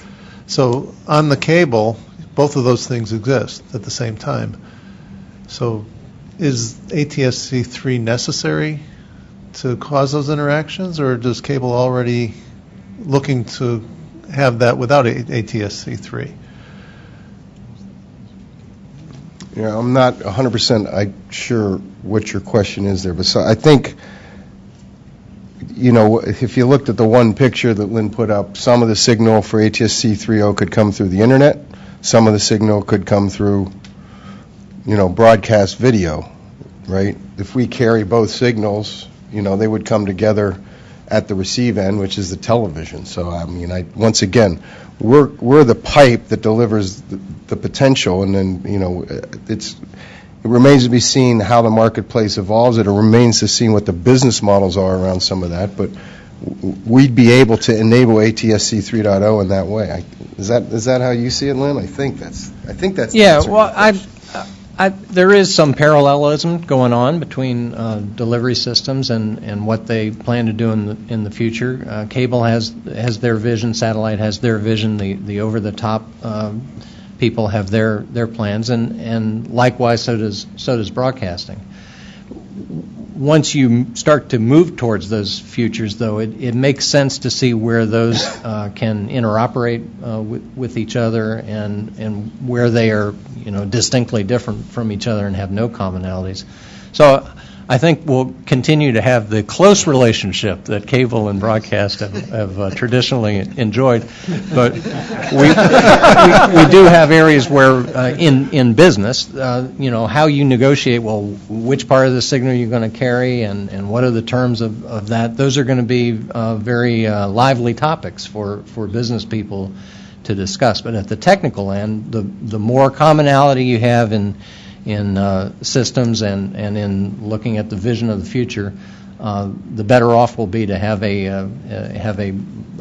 optimized and more towards the public interest of the consumer base. So that's it's not going to be a smooth road for everyone, but the more we can coexist, the better service we can provide, overall. Thanks. Dale. I suppose the same question would go to the satellite too, of carrying local signals. I think that probably raise some of the same sorts of issues, I assume. But the point that I was putting my tent card up for is that I have been trying to recently understand the technology called fog computing, and it seems like it's foggy, but to me anyway. But it seems to me a lot of it's aimed at IoT and some industrial applications. But I think sometimes we blur the distinctions between sort of the entertainment stuff and the business stuff more than we should. And what I'm trying to understand here, in fact, from all the presentations, it seems there's an awful lot going on out there at the edge. And if I understand fog computing, that's what it's trying to do, is take advantage of stuff at the edge or near the edge or even in the devices itself. So I see Adam shaking his head over like, Dale, you've got it wrong. But my fundamental point is my fundamental point is how does fog computing, which seems to be one of the sort of future technologies that people are talking about, how does it overlay or fit with what we're discussing here? I think Adam wants to say something about fog computing. So Dale, there is an entity called the Open Fog Consortium. I was cheating here. And there are several members of that here. But basically, it actually fits in the following way, and here's what it's about. There is a lot of stuff that's called edge computing. Okay? Those assets are usually in the hands of the customer at the edge. Okay? Fog computing is to take cloud. Okay? It is a shared resource which can be multi-tenant, multi-user, so you can access those resources, and they're much closer to the edge for applications where latency plays a role. Okay? You know, you can't ping pong back and forth to a big data center every time you do something. So there is another industry, I would say, sort of the electronic arts industry, somewhat bigger than broadcasting. Okay? For them, it makes a tremendous difference. Gaming. Okay? Gaming. Okay? And that's a pretty big industry, essentially. You also had your tent up. So I had a technical question for Lynn. You know, there have been several attempts in the past to use broadcasting to deliver IP streams, things of that sort. Okay? And if I remember correctly, sort of the weakness was that you had to do two things to make that effective. And that is integrate a receiver into the consumer's device at the end, so I could actually pick up the signals and process them. Okay, and the second thing is that if you look at the history of it, the antenna systems that you had to build into those devices tended to be a very weak element. Okay, in terms of how well things worked. Okay, has ATSC3 actually address that issue or not? Well, ATSC 3.0 is a transmission standard, so it's not specifically focused on antenna design. But for utility, you need both. Yeah, but with that caveat, the ATSC 3.0 transmission standard is generally much more robust, or can be much more robust than ATSC 1.0, number one. So it's a better candidate for getting enough signal into an antenna of smaller size than would be optimum. And secondly, the advent of single frequency networks. I think there's a realization that anyone that's really serious about mobile service needs to have a multiple transmitter strategy to do that, and ATSC 3.0 provides a method through its inherent OFDM structure, provides a better platform to do on-channel repeating, single-frequency network kinds of things than ATSC 1.0 does, which can use on-channel repeaters, but there's a lot of design trade-offs in trying to do that. So elevating the signal level is the feature of ATSC 3.0 through SFNs that makes that proposition for mobile reception better, as well as just better coding and modulation being from the 2015 kind of vintage instead of the early 1990s. So it's just better all around for that. So a better proposition for getting into devices with small antennas. And we'll see whether it's actually good enough. Somebody's motivated to actually produce them. Yeah. Okay. Lynn. Lynn, thanks. I've enjoyed this, Mark, as well. But so I was going to ask a little bit on coverage as far as when we look at coverage. So the ATSC 3.0, are we thinking it's going to serve about the same area as what we have with the DTV channels as far as what we see today? And then I guess the other side of that is when we talk a little bit about the single frequency as far as for serving and two-way services and things, do you have an idea of the number of transmitters you're thinking about, talking about, that's going to be required in the field and the height of them, things like that? How do you see that play? I'm trying to see physically how this all goes together. Well, on the first question of coverage, it's kind of a conundrum for the FCC because they have to deal with service areas, and broadcasters do too. The idea is to baseline the service at the same threshold carrier to noise ratio that defines the current service area.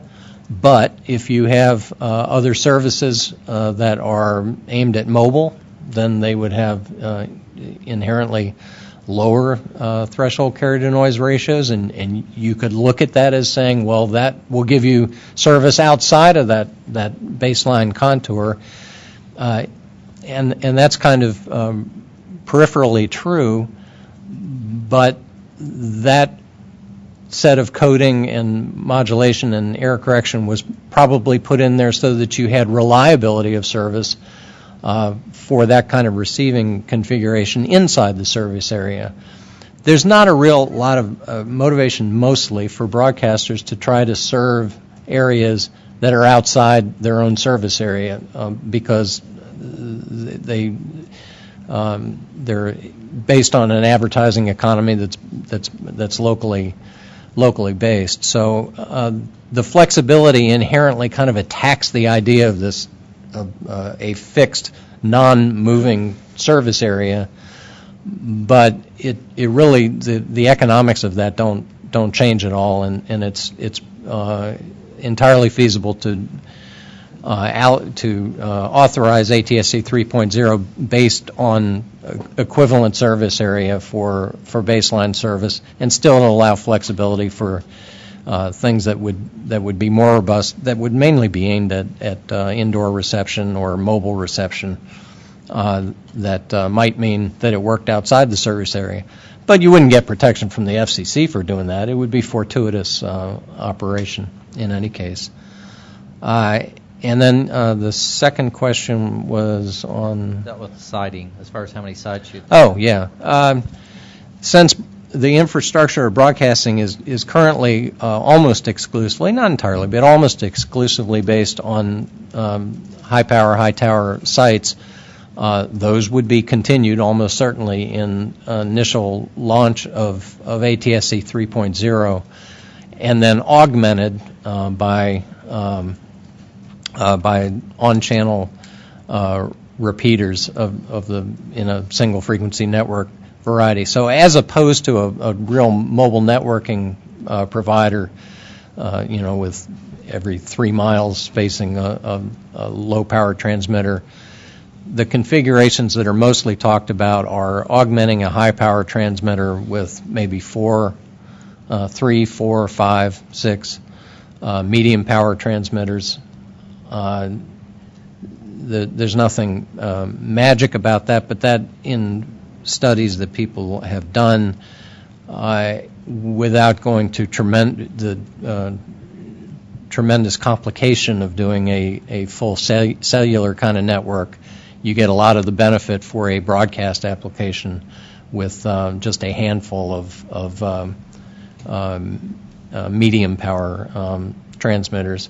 And you don't have to build another 1,000 or 2,000 foot tower to do it. So you might be sharing facilities with cellular providers where that was physically and in a business sense feasible to do so. Okay, very good. Are there any questions over the phone, over the airwaves?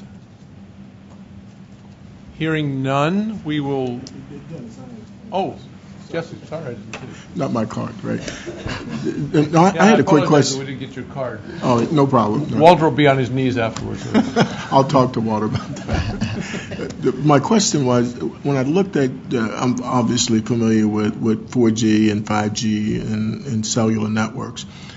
I didn't quite understand why you were looking at mobile devices as a way to broadcast to, when you would just do a gateway to the cellular network infrastructure the same way you would do it to, given that it's IP-based, the same way you would do it to the cable companies. And then you automatically get broadcast directly to all cell phones, as long as you can create the gateway interface to the carrier networks, which is pretty commonly done there from an IP point of view with LTE. So I was just curious as to why you were looking at doing it the other way.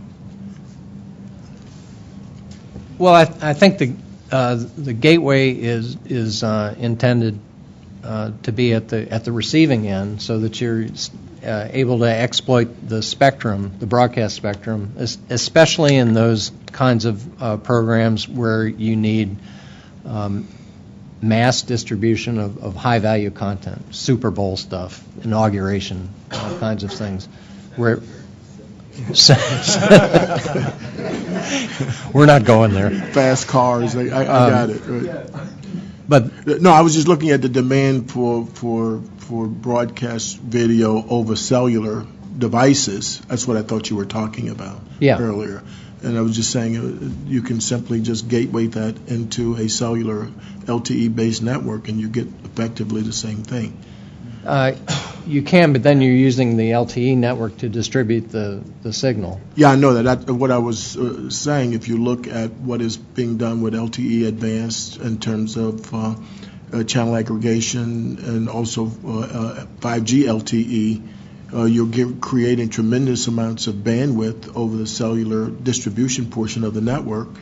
So if you wanted to do that, you would just do a gateway into the cellular network infrastructure, and then they would broadcast that out to all mobile devices. I was just trying to figure out why you were not doing that, as opposed to trying to add an additional... The issue would be whether the capacity of the LTE network would be overwhelmed by broadcast, by multiple broadcast signals. No, but I was thinking about more. If you look at what we're doing with small cell technology, right? I mean, you're cranking up the bandwidth over that substantially, right? Yeah. So he's got spectrum though that is not allocated for that. I see. So that you can use that spectrum for doing broadcast things. I got you. Same way it is today. Oh, okay. Yeah, I think it is a good question though as to what the capacity of 5G, whether it negates that concern or yeah, that's really what the question was, right? Yeah. Right. I think we will break at this time. I'm being informed that there are some whose stomachs have decided that it is time for us to break. We actually have run over a bit with this very interesting topic, and it really is. It's something we have wanted to talk about because we have not spent time in this body on broadcast anything really. So it's really terrific, and being able to compare and contrast ATS-3 with 5G, I think is fascinating for a lot of us. So kudos to the group. And we will break, and Walter will inform us what we're going to do in the break. Lunch is going to be a little bit different because we have a meeting that extends past the lunch hour.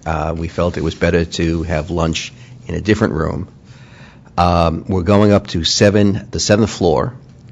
Lunch is available at 7 North, and we also have 7 South reserved because I'm sure 7 North is a small room. We're not going to be able to all sit in 7 North, so 7 South will be available for lunch also.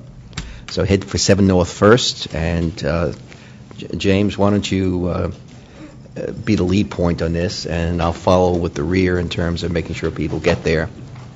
And the goal would be that we will be back here at 1:15, starting with Steve and the satellite team. And so, yeah, so that means you have to be here by 1:13. So, all right, with that. Please, if you make your way to the north and get your food and we're moving to the south, don't enter back through the elevator Right. lobby. Yeah. You can just walk around the corridor. And we won't have to use some of the Great. Thank you.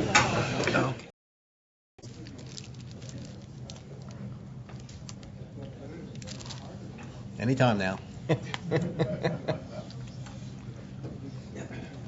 For those of you just entering the room, we are starting the meeting.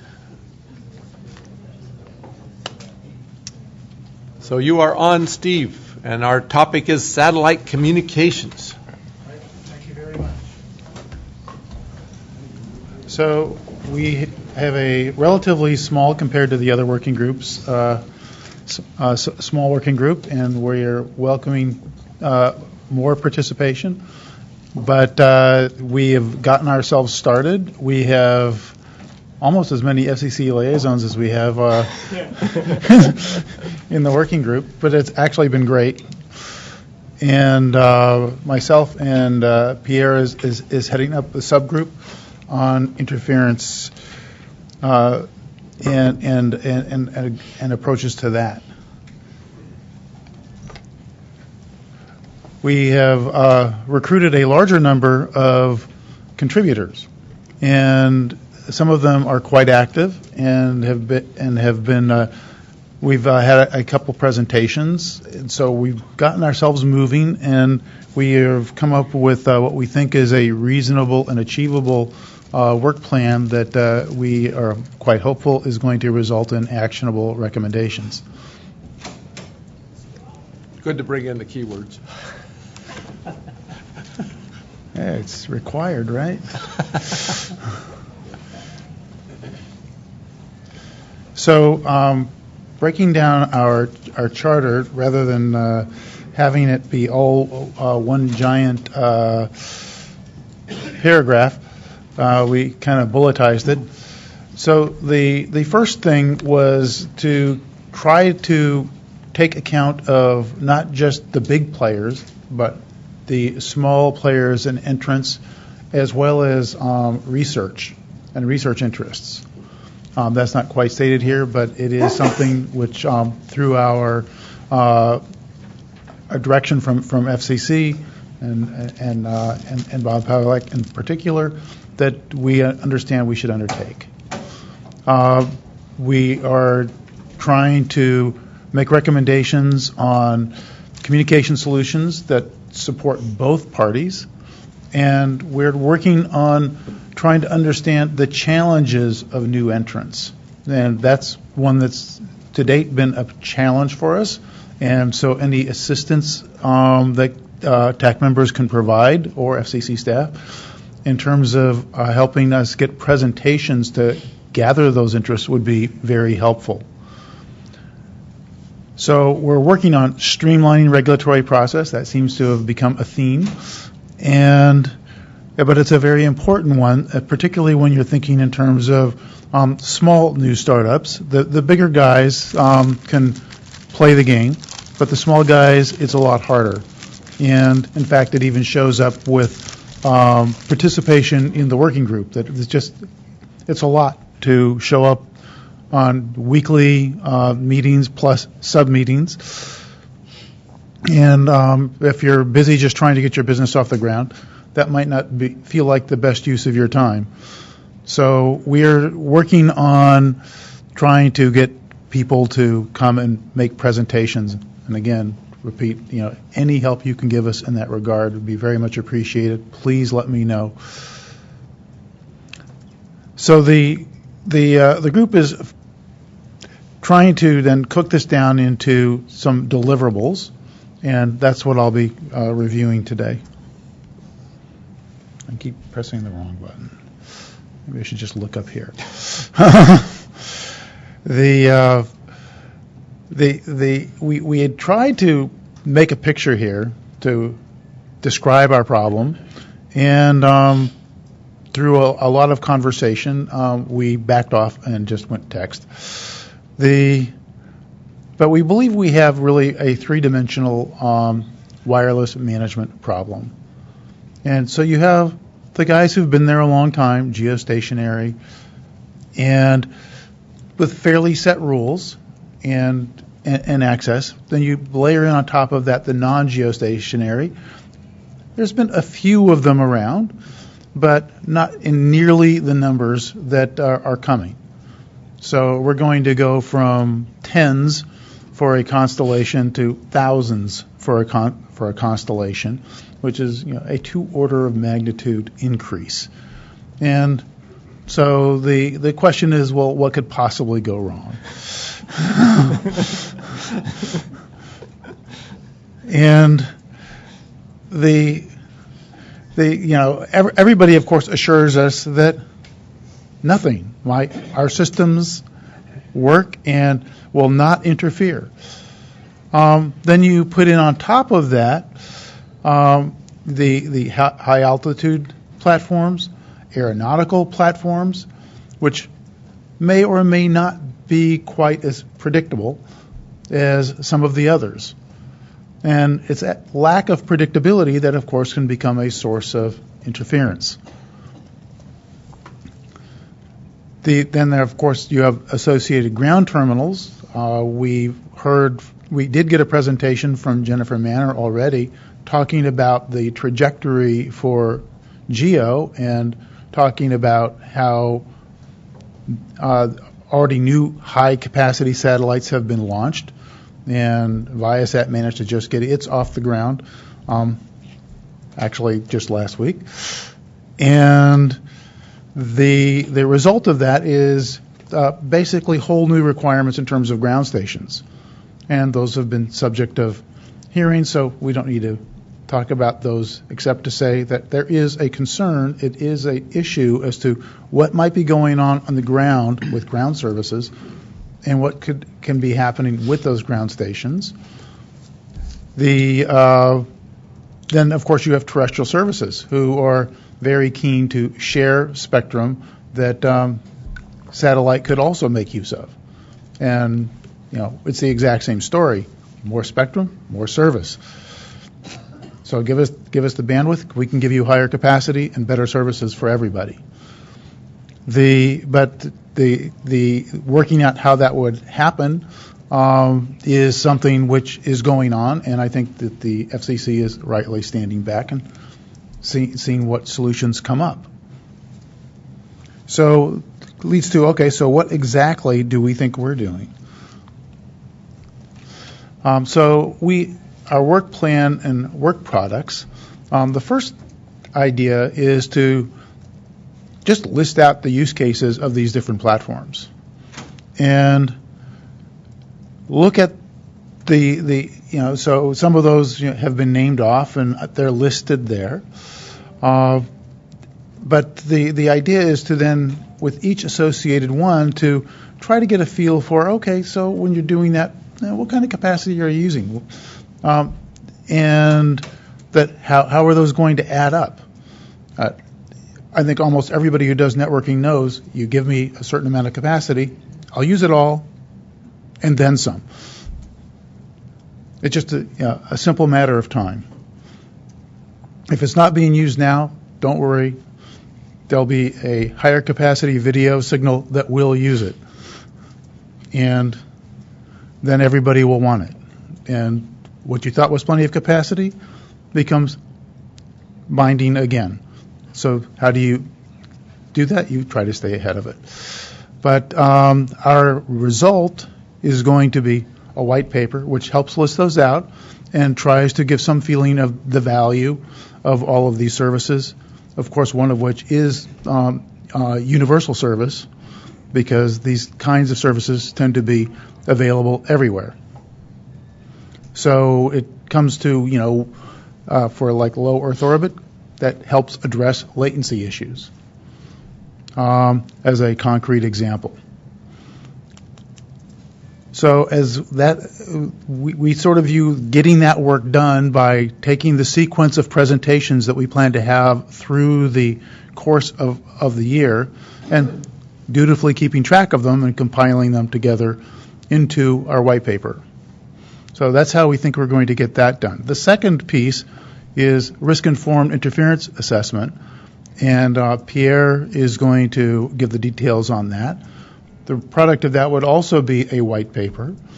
And then, of course, we will have presentations given by leaders in geostationary and non-geostationary fields, as well as other platforms, anybody we can get.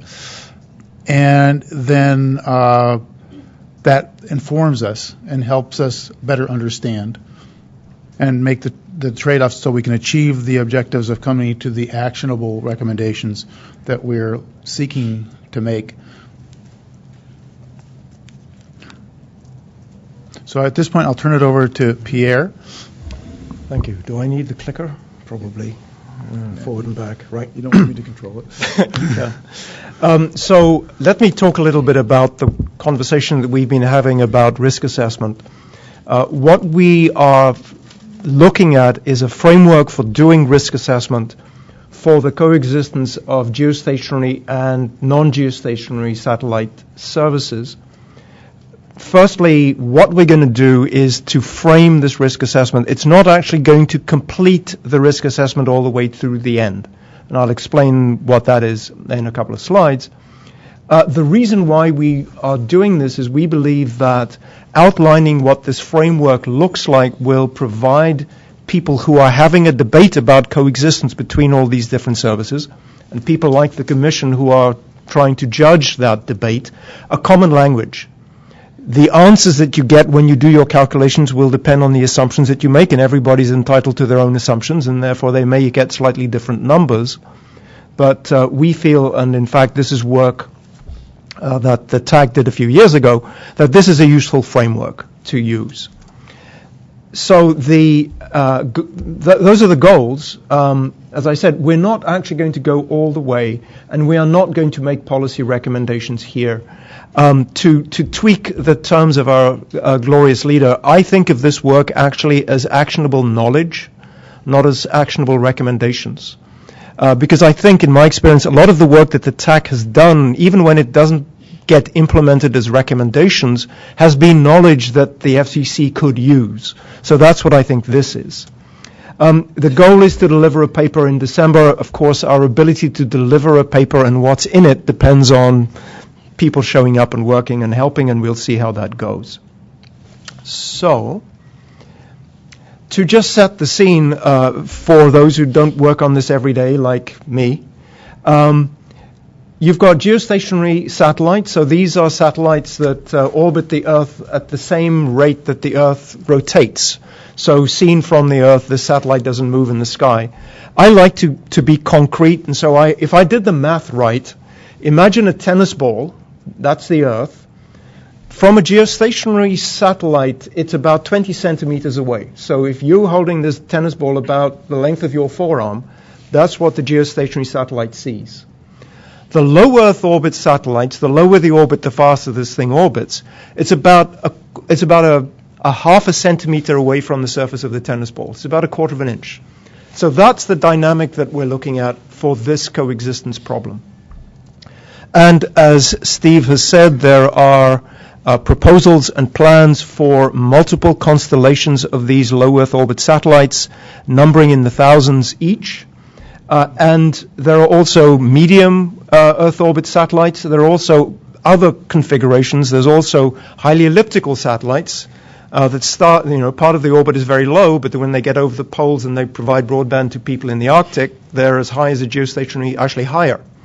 So coexistence becomes an increasingly difficult technical feat, and assessment becomes an increasingly complicated analysis question. And if you look at the image on the right, that's just something we took from a patent, but you can see that you've got the geostationary satellite beaming a signal down to an Earth station. The low Earth orbit satellite might be in between. There are terminals associated with both of them, ground stations associated with both of them. In some cases, particularly for the low Earth orbit, they may choose to communicate with each other. Most of them are probably going to communicate using optical, but they could be communicating with RF. So different constellations might interfere with each other. So how do we propose to tackle that question? And the answer is to use an approach that was developed by the Spectrum and Receiver Working Group of the TAC a couple of years ago under the leadership of Lynn Claudy and Greg Lappin.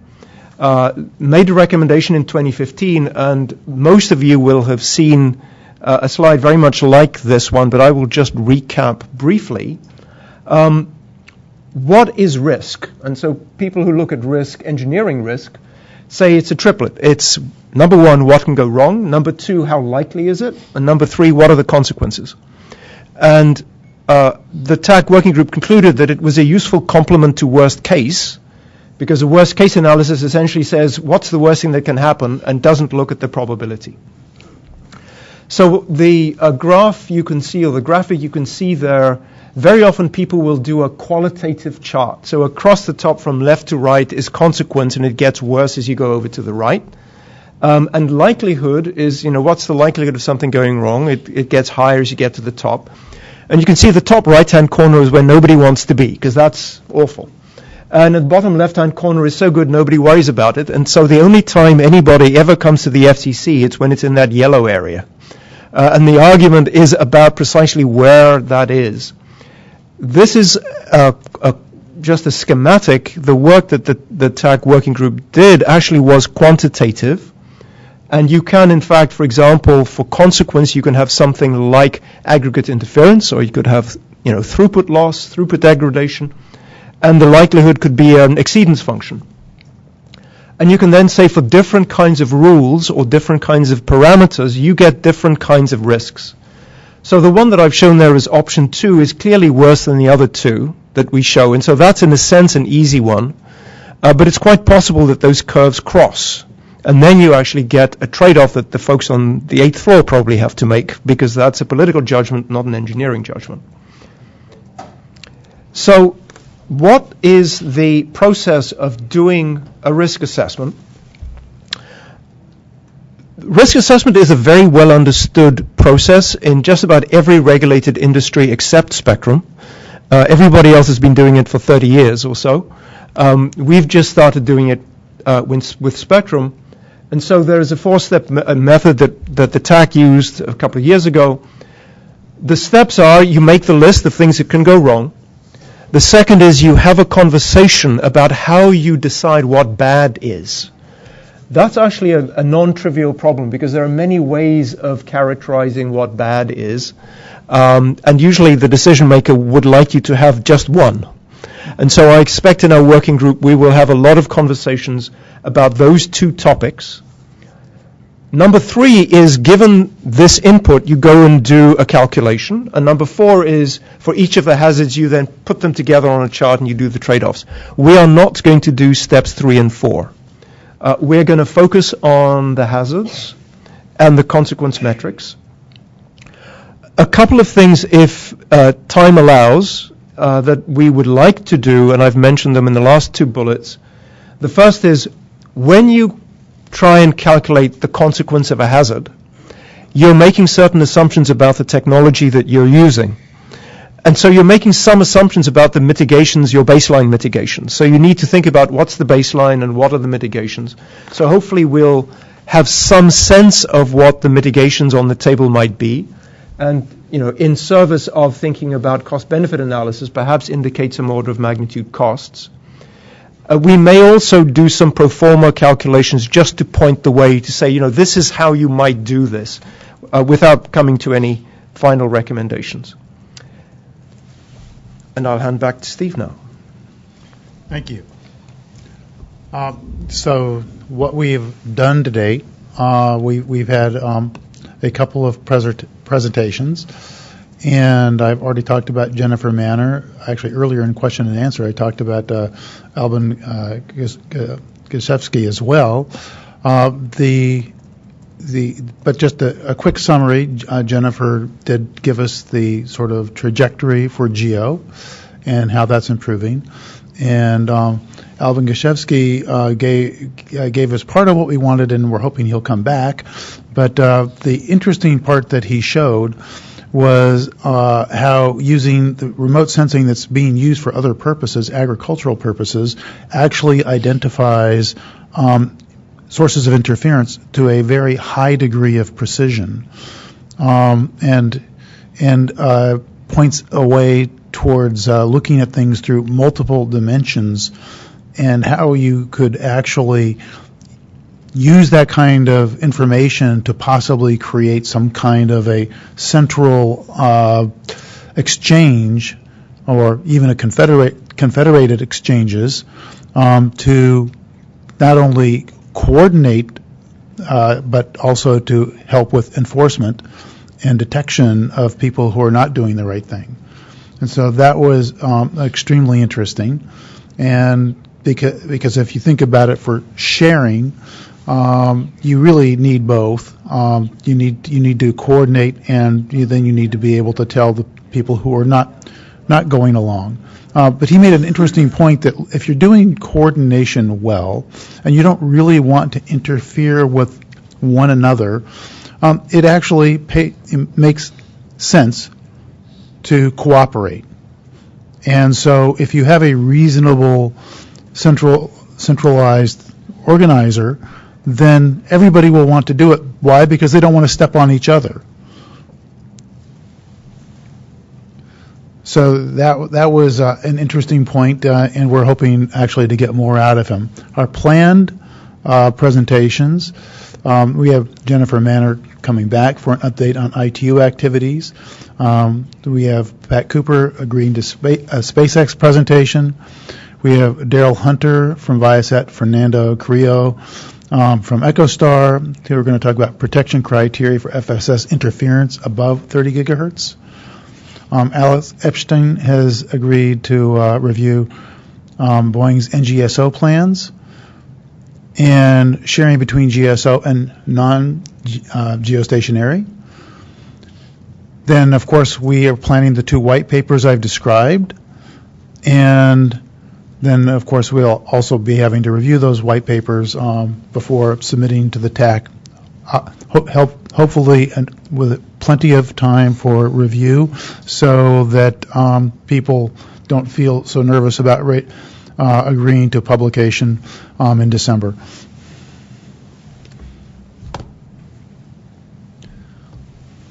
And just the last point, it's a repeat, but we really need more representation from startups, and so any help that can be provided would be very much appreciated. Very good.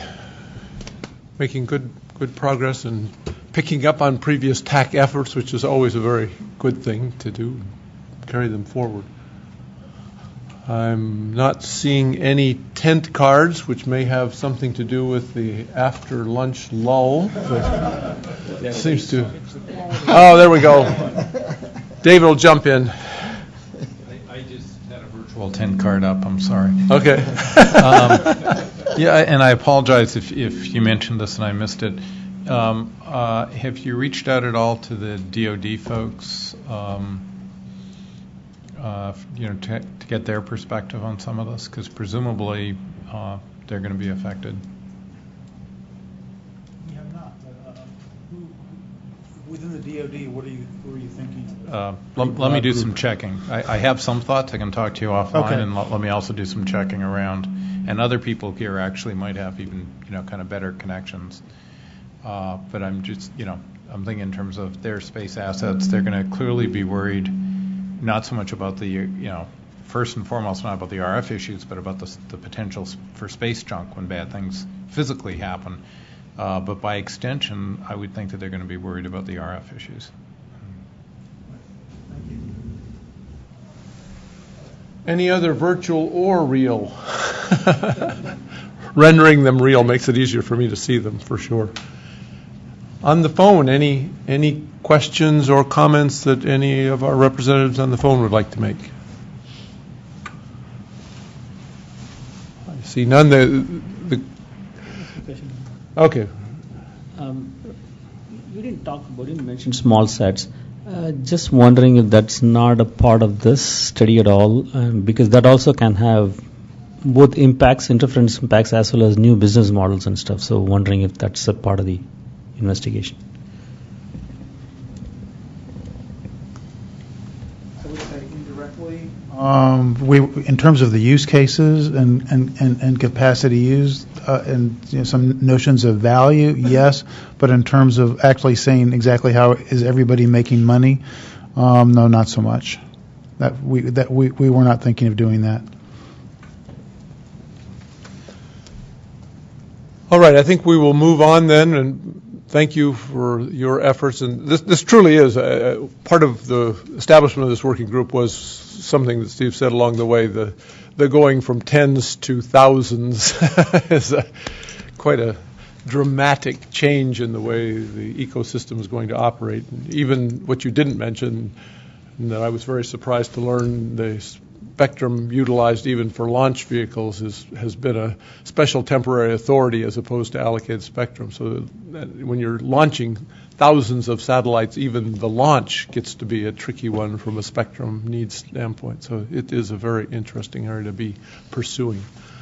All right, moving then down the line to Brian Daly and the one continuing working group, which is very, Walter mentioned this at the start, but this is very different for the TAC. Usually we have more than half of our groups continuing from prior years, so we have a lot of inertia that continues. This time we do have brand new groups, so the one point of continuity is Brian, and so therefore the expectations are much, much higher for this group.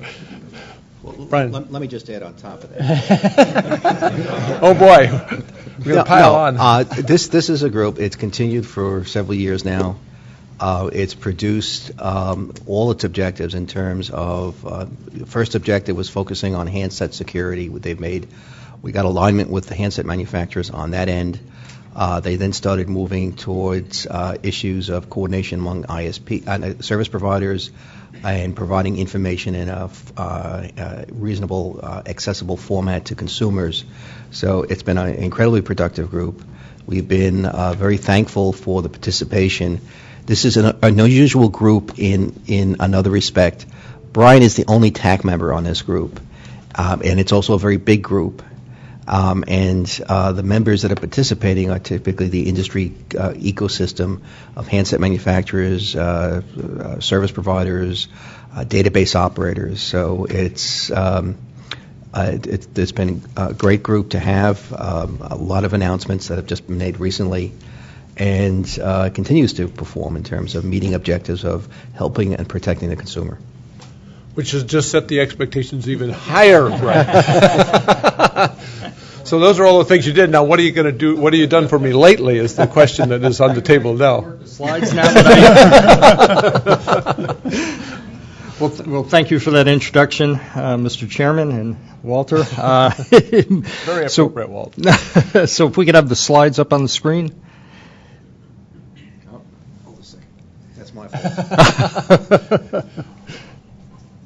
Well, was so engaged with the soliloquy he just provided that we don't have the slides. Don't have them. Well, let me just start out as we're waiting for those. I mean, certainly we've had a lot of work we've done, a lot of good success stories, but there is still more work to do, as you pointed out. We still have a lot of open issues that we would like to get some answers for and get our arms around.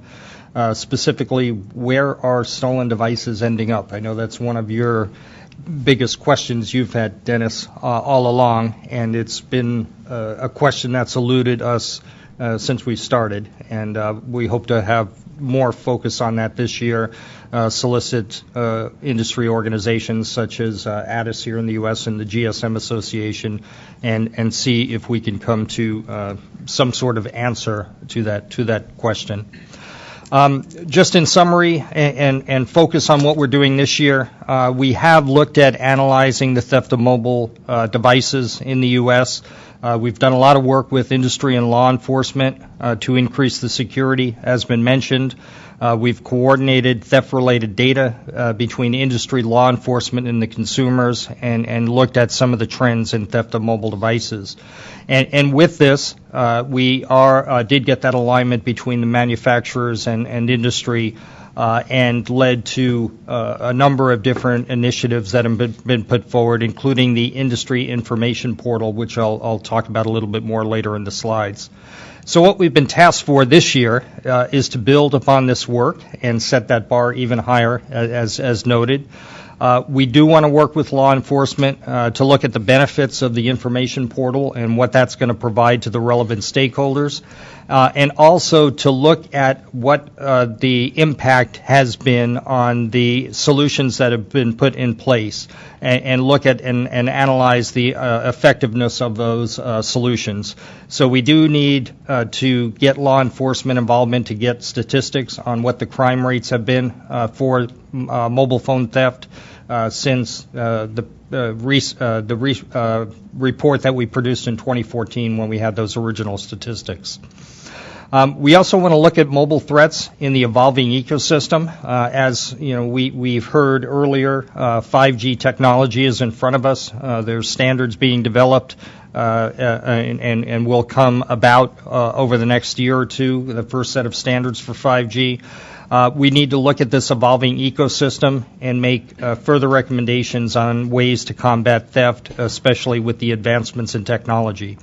And then finally, we want to develop baseline statistics on data from consumer surveys and law enforcement data to see how the long-term progress and identify any further theft scenarios.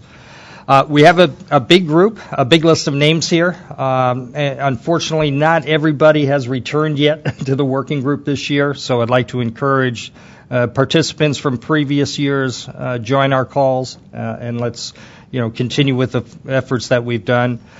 We have a number of FCC liaisons who we're working with, as well as Dennis, who joins the calls time to time, and our document editor, Dwayne. This slide I presented back in December, and it was our 2016 priority list that we had, and a check mark to see where we were. And as you notice, we completed 2 of the tasks that we set out at the beginning of 2016, but at the end of the year, 2 were still listed as work in progress. And that was looking at whether the implementations post the July 2015 industry agreement to have a mobile theft solution on devices, what impact is that having on mobile device theft? And at the end of the year last year, we said we needed to have more data from CTIA and law enforcement to complete the analysis of that. And that's one of our prime missions this year is to make sure we can get that data and to look at what the effect of those solutions have had.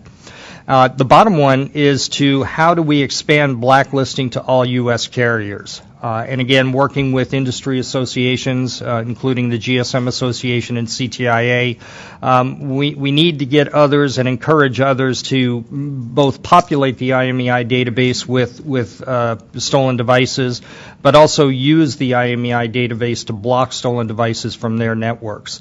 And we'll be working on a plan, an outreach with the CTIA and GSM Association through this year to see if we can increase the numbers here in the U.S. Additional focus areas for this year, we're again looking at actionable recommendations. First one being a law enforcement statistics refresh. Again, we got a lot of good data in 2014 on where stolen handset theft, what the rates of stolen handset thefts were. We've put a lot of solutions in place since then, and we'd like to get a refresh on those statistics and see how big of an impact they've actually had. And we also don't want to stop there because we'd like to develop procedures to get regular updates of that data to make sure that we can continuously see how the solutions are in place are having an impact on mobile device theft. Again, get more operators engaged both domestically and internationally. I'm going to show you a map in a few minutes that shows how we're doing both on domestic and international levels on getting operators on board for using the database. And it's somewhat discouraging, as you'll see in some regions of the world. We also want to take an analysis of 5G and look at what 5G may offer in terms of additional solutions, as well as enhancements to the stolen phone checker that has recently been launched, and I'll present that in a few moments. IMEI security is another topic. Time to time we hear about reliability and issues of compromising the IMEI. we'd like to get a state of the industry on this and understand where device manufacturers are, where industry best practices are for hardening the IMEIs and making sure IMEIs are not being able to be changed when they get out in the field. And then finally, the age-old question from Dennis on where the stolen device is ending up. Once they leave the rightful owner's hand, what happens to them? Can we trace where they're going? Are they leaving the country and ending up in some of these regions of the world where they're not so focused on mobile device theft prevention and reuse of stolen devices? I mentioned the regions of the world that are less than focused on this area, and the GSM Association has stolen device data sharing reports that they published. The key takeaway from these reports are there are many countries currently not participating in lost and stolen blacklisting and or lost or stolen data sharing. Especially when you look at this chart, the grayed out areas are those that really aren't participating in the GSM Association's global solution. And that includes most of Asia, Africa, and the Middle East. So this is an area, again, we've had recommendations last year, and again, we'll look and work in conjunction with industry bodies to see how we can color in more areas of this map. In the U.S., I mentioned one of the focus areas is to try to get other operators within the U.S. on board. This is the current list of operators that are connected to the GSMA database and also share data with other operators. You see the list isn't complete, obviously, here in the U.S., so we have work to do here at home as well as the international aspects that we talked about earlier. So, again, we'll work with the GSM Association, CTIA, ADIS, and the standards bodies and see how we can increase this list, and we'll come back later in the year and see where we're at. One of the big announcements earlier this year was the launch of the Stolen Phone Checker, which is something that was initially recommended through here, and the CTIA took control over making sure it got implemented. I know this is hard to read, but this is the launch page for the Stolen Phone Checker, which is at stolenphonechecker.org. And you can actually go there and type in your IMEI and see whether or not it's listed on the global GSMA database or not. And it's recommended that any time a consumer goes out to buy a device, especially secondhand devices, that they do check the device on the Stolen Phone Checker to make sure it's not a stolen or lost phone. If it is a stolen or lost phone, then there's a likely potential that that device will not work on the operator's network that they're trying to get service from. I mentioned stolenphonechecker.org. It's for consumer use, but also for law enforcement and commercial use. So law enforcement agencies can access the database as well to check and make sure that devices that they come across are not part of a stolen, are not contained on the stolen phone database, and also commercial third-party access to the database as well. These are some of the areas where the TAC working group this year can have influence in looking at the needs of both law enforcement and commercial entities, make recommendations to the TIA for enhancements, and any lessons learned that we may see from some of the analysis we're doing. It's pretty simple how it works. When you have a device you want to check the IMEI or electronic serial number of, you obtain the number off the device either by dialing a star pound code, check the device settings, look at behind the battery at a barcode label, or in the device packaging. Once you have the identity, the IMEI or the ESN, you enter it into the website, and it comes back and tells you whether that device is contained on the GSMA database or not. And if it's not, there's instructions on the website on what a consumer should do, how they should handle that device, a lot of FAQs that they can go in and get a lot of information off of, and how to contact their carrier to see what the next steps would be. Chairman Pai had very good words to say about this as a win-win for all stakeholders involved. Certainly, CTIA had a big effort in getting the launch of the stolen phone checker. I think what we need to do is continue to raise awareness of the tool and make sure that we provide any feedback to CTIA because there will be further enhancements made to the tool as we progress in time. And I do have the tool up here, and as of today, there are have been over 7,116 checks made to the database, and it's just been a few short weeks since it's actually been launched. So it's being used. That's the good news. So the next steps for the working group, obviously we're going to analyze the future threats and consequences of the mobile phone theft solutions. We want to address and perform additional studies to look at the challenges of where those stolen devices are ending up, and also the impact of the stolen phone checker. We've already started initiating discussions with law enforcement, both briefings on the stolen phone checker as well as getting information on and updates to the theft statistics. And CTIA had concluded a survey earlier this year, and they're in the process of compiling those results, and they'll be providing them to the working group. We'll take a look at those and see what other kind of information we can glean from that. So with that concludes the report.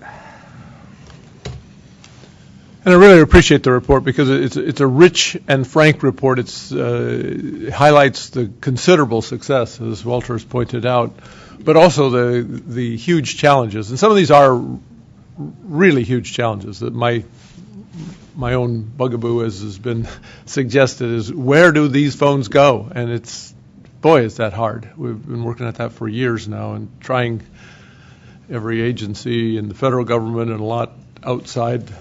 Probably the best input that I received on this was from a homeless person who kind of explained how this happened on a street level, but that didn't carry it beyond the first part of the process. But it was very illuminating.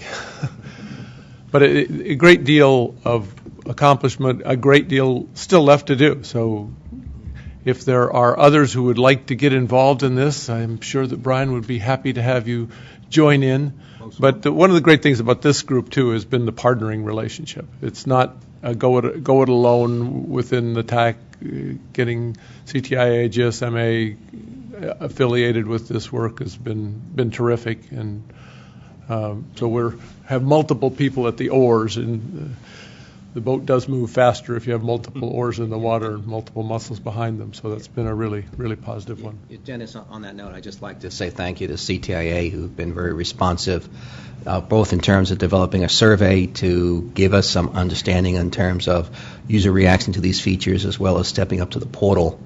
They came on board and basically have contributed a lot. John Marino, who isn't here, has been a real stalwart in terms of working with this group and being very responsive as an industry in terms of protecting the consumers who constitute their market. Yeah. So a lot of very, very good work. As I'm talking and Walter's talking, I'm scanning for tent cards, and I'm not seeing tent cards. Are there any tent cards over the airwaves that I should be aware of? Any questions out there? Okay, great. In continuation from last year, I had asked a question, was a lot of the phones that are stolen, the parts are worth far more than the phones are. So a lot of them end up going to, back for people then to repair phones or other parts on it. Did you make, a lot of the people who buy the phones or the kiosks and stuff, did you have any success on any of the work with those groups?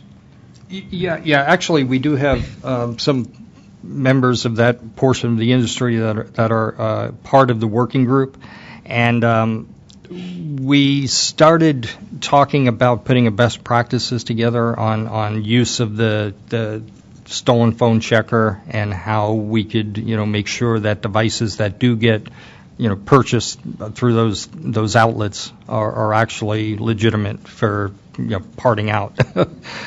Yeah. There was a similar thing happened with the automobile industry. People used to steal cars to steal cars. Mm-hmm. Then they made it impossible to retitle cars. So what people started doing is taking the cars apart and then selling the parts. And then all the auto manufacturers, all the people who rebuilt cars or fixed cars would then buy black market parts and put things, and it became a giant industry. To stop that in the automobile industry, they got a federal law that came in that required them to put a serial number on every single part that was unique to each vehicle. And then that way, if you bought a part and it didn't have a serial number, you knew it was stolen if it was removed. And it made that almost stopped the theft of cars, at least inside the United States, for distribution of parts. Yeah, it's the fear without knowing where the car equivalents are going. This has always been knowing. This would be a really good thing to work on if, in fact, that's what's happening to the phones. But we don't know that that's what's happening to the phones. So if they're all going outside the U.S., which is much easier to ship a cell phone outside the United States than a car. So we have one advantage, and I'll say that the focus here is not necessarily to stop people buying components, but to stop people from buying stolen phones, because the way it's packaged, the starting point for getting those components is to sell a whole phone, and then the phone is typically taken by a legitimate parts reseller in terms of broken down into parts. So we have a nice form factor. Nobody's getting out there breaking a phone and saying, "Gee, I've got a SOAR acoustic wave filter, and I'm going to sell that in the black market." Okay, so what we're trying to approach this is on a cell phone basis. We think that'll cover most of the problem. All right. Any other comments, questions? Again, over the phone. Seeing none, hearing none, we will proceed, and we're in the process of doing something that is unheard of for TAC meetings. We are in the process of finishing early, so prepare yourself. In all fairness, we finished early because we made the meeting longer.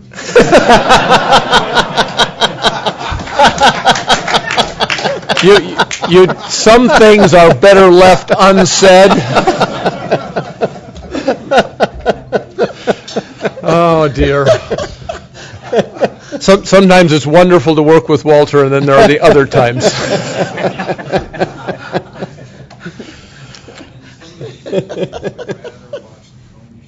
Oh, okay, yes, that's true.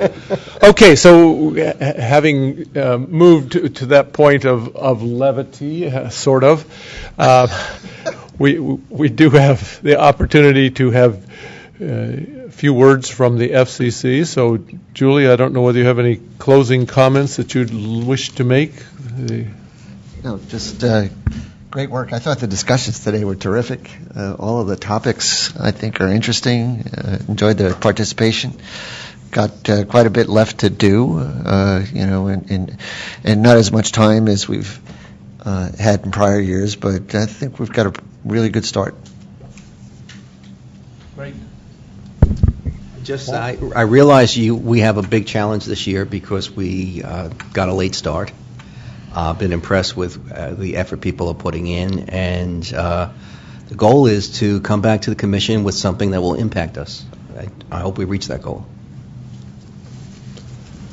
Oh, it's terrific. I just add my own comments and compliments to the chairs and to the interesting thing that has happened to the TAC over the last few years, where we have sub-working group chairs as well, and it's amazing the amount of time and energy that people are putting into these topics. Now, in all fairness, it's fascinating the things that you learn from this. So while you are providing considerable content and information into these working groups, there's an awful lot that you derive out of the groups too, which is, I think, why there is the level of activity that there is. It's a tremendous way for those that are not so familiar with the TAC. It's a tremendous way to learn a lot in various areas. I think today we clearly knew less about ATSC3 than some of the other areas, and therefore this had me a little bit nervous. We'd been running about 15 minutes ahead, and suddenly we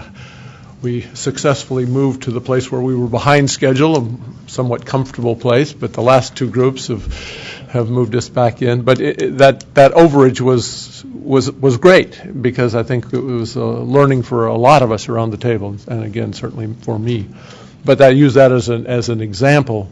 And what you also do with the working groups, with the efforts, I think the work that Adam, you and Nomi have taken a topic and sort of transformed it into a different topic, and similar kind of thing for us, where the topic itself has morphed, and what you were asked to do, you've transformed into something that I think is going to even provide more valuable results. Certainly the satellites, we've had a little bit of an introduction last year, but now I think it's dawning on us just how daunting the challenge is, and how to deal with this. So we have a good set of working groups, and again, kudos to Brian with the mobile device theft group and the ongoing battles as they've moved through with this very intractable problem. So good work all the way around, good work by the members of the TAC, and the subject matter experts too, which is another attribute of the TAC that has really been terrific, as you've talked about the people that you bring in to speak to the working groups. The fact that such high quality people are willing to speak to our groups and contribute is really super, though they may only come for one time. It's a significant contribution. On the bouquets, I really want to also recognize the liaisons that have been so valuable, and the large number that we have this year, and the larger coverage within the FCC, the bureaus that we have in liaisons this year. And so hopefully this will be a very valuable experience for you, even as you provide the great value to the group. So with that, many thanks. Obviously, the final thanks go to those who sit on either side of me. Without Julie and Walter, we'd clearly not have the kind of organization that we have, and the access to the chair. Actually, Ajit felt bad that he was not able to be here. He's out of the he's traveling. Well gone. But and this was already scheduled before I ever met with him. But he does want to be engaged and will be engaged with us through the year. So we'll have that going for us as well. But I again do appreciate Julie and Walter's continuous effort in keeping us all moving in his engagement with all of the working groups. And Steve, you want to add something? Maybe you mentioned it and I missed it, but just as a point of order, has the charter been extended for the TAC? Yes, it has. Oops. Okay. we got that. You're legal. You're straight legal. Okay. You won't be deported. I understood that it was extended through to cover this meeting, I think, already, but... yeah, it was going to expire in May. We've had it extended. Okay. Yeah. 2 years, I believe. Yeah. So but thank you for that. That is an important point. Immigration is waiting right outside for you.